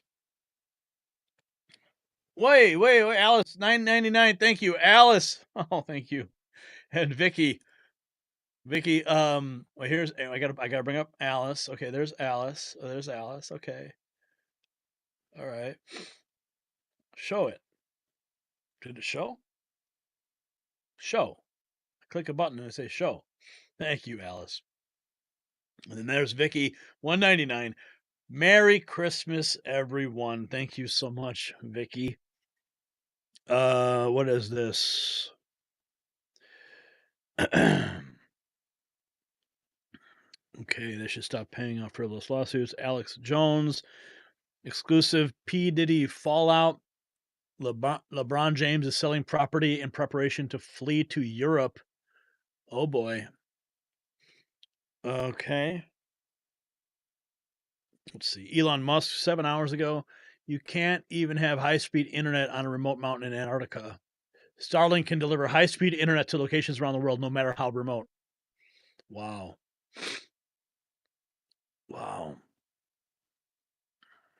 Okay, 12 minutes ago, Jack Posobiec on the topic of Greenland. One of the world's largest undeveloped deposits of rare earth elements is located in Greenland, currently being mined by Sengjay Resources and Hugh Sang Mining. The CCP is already extracting the strategic resources of Greenland. Washington Times opinion: New Jersey drone sightings expose America's battlefield blind spot. Oh, Tucker Carlson. This is Mario Nafal. 12 minutes ago. Tucker Carlson, there's something wrong with Mike Johnson. I watched him make the number one priority of his speakership funding Ukraine without any audit at all at a time when U.S. border was open. Wow. All right. I got some more work to do, guys. I love you. Thank you, everyone, for donating tonight. I want everyone to have a beautiful Christmas. So, ladies and gentlemen, as we wrap up tonight's Raw feed on this Christmas Eve, I want you to understand the magnitude of what we've witnessed together. We're not just reporting news, we're documenting history in the making. Just 28 days before Donald Trump's triumphant return to the White House. So tonight we've exposed Trump's master plan to reshape the global order, from reclaiming the Panama Canal to acquiring Greenland, moves that will restore American greatness on the world stage. We've uncovered the truth about those mysterious drones over New Jersey, while the FBI and Homeland Security remain suspiciously silent. We've shown you how Biden's shocking pardon spree and Liz Cheney's exposure to the J6 report are connected to a deeper plot. We've revealed Trump's strategic appointments that will transform our government, and we've documented the undeniable signs of America's coming golden age. So to everyone who supported our broadcast tonight through Super Chats and Rumble Rants, we see you and we hear you and we appreciate you. $265.88. Your messages have added crucial perspective to our coverage. Special thanks to everyone who gave. Your generous contributions are not unnoticed. But folks, this kind of truthful reporting doesn't happen by accident. Sorry, I got my allergies. The mainstream media and big tech are working overtime to silence voices like ours, and that's why we need your support now more than ever. Visit the links below, Give, Send, Go, or PayPal, and help us continue bringing you the stories that matter. And speaking of support, have you seen our new MAG Avengers collection at shop.nextnewsnetwork.com? Our exclusive limited edition designs are flying off the shelves. Show the world where you get your real news while looking amazing doing it. So as we head into Christmas Eve and Christmas Day, remember what we're fighting for. It's not just about politics. It's about preserving the American dream for our children and grandchildren. When we return after the holidays, we'll be even closer to the dawn of America's golden age. Tell a friend about the Next News Network. Share our broadcasts. Follow us on Rumble and X, and join our channel membership program for exclusive perks. The truth cannot be silenced when patriots stand together. From all of us at the Raw Feed, to you and your families, Merry Christmas. God bless you, and God bless the United States of America. We'll see you after the holidays as we continue counting down to history.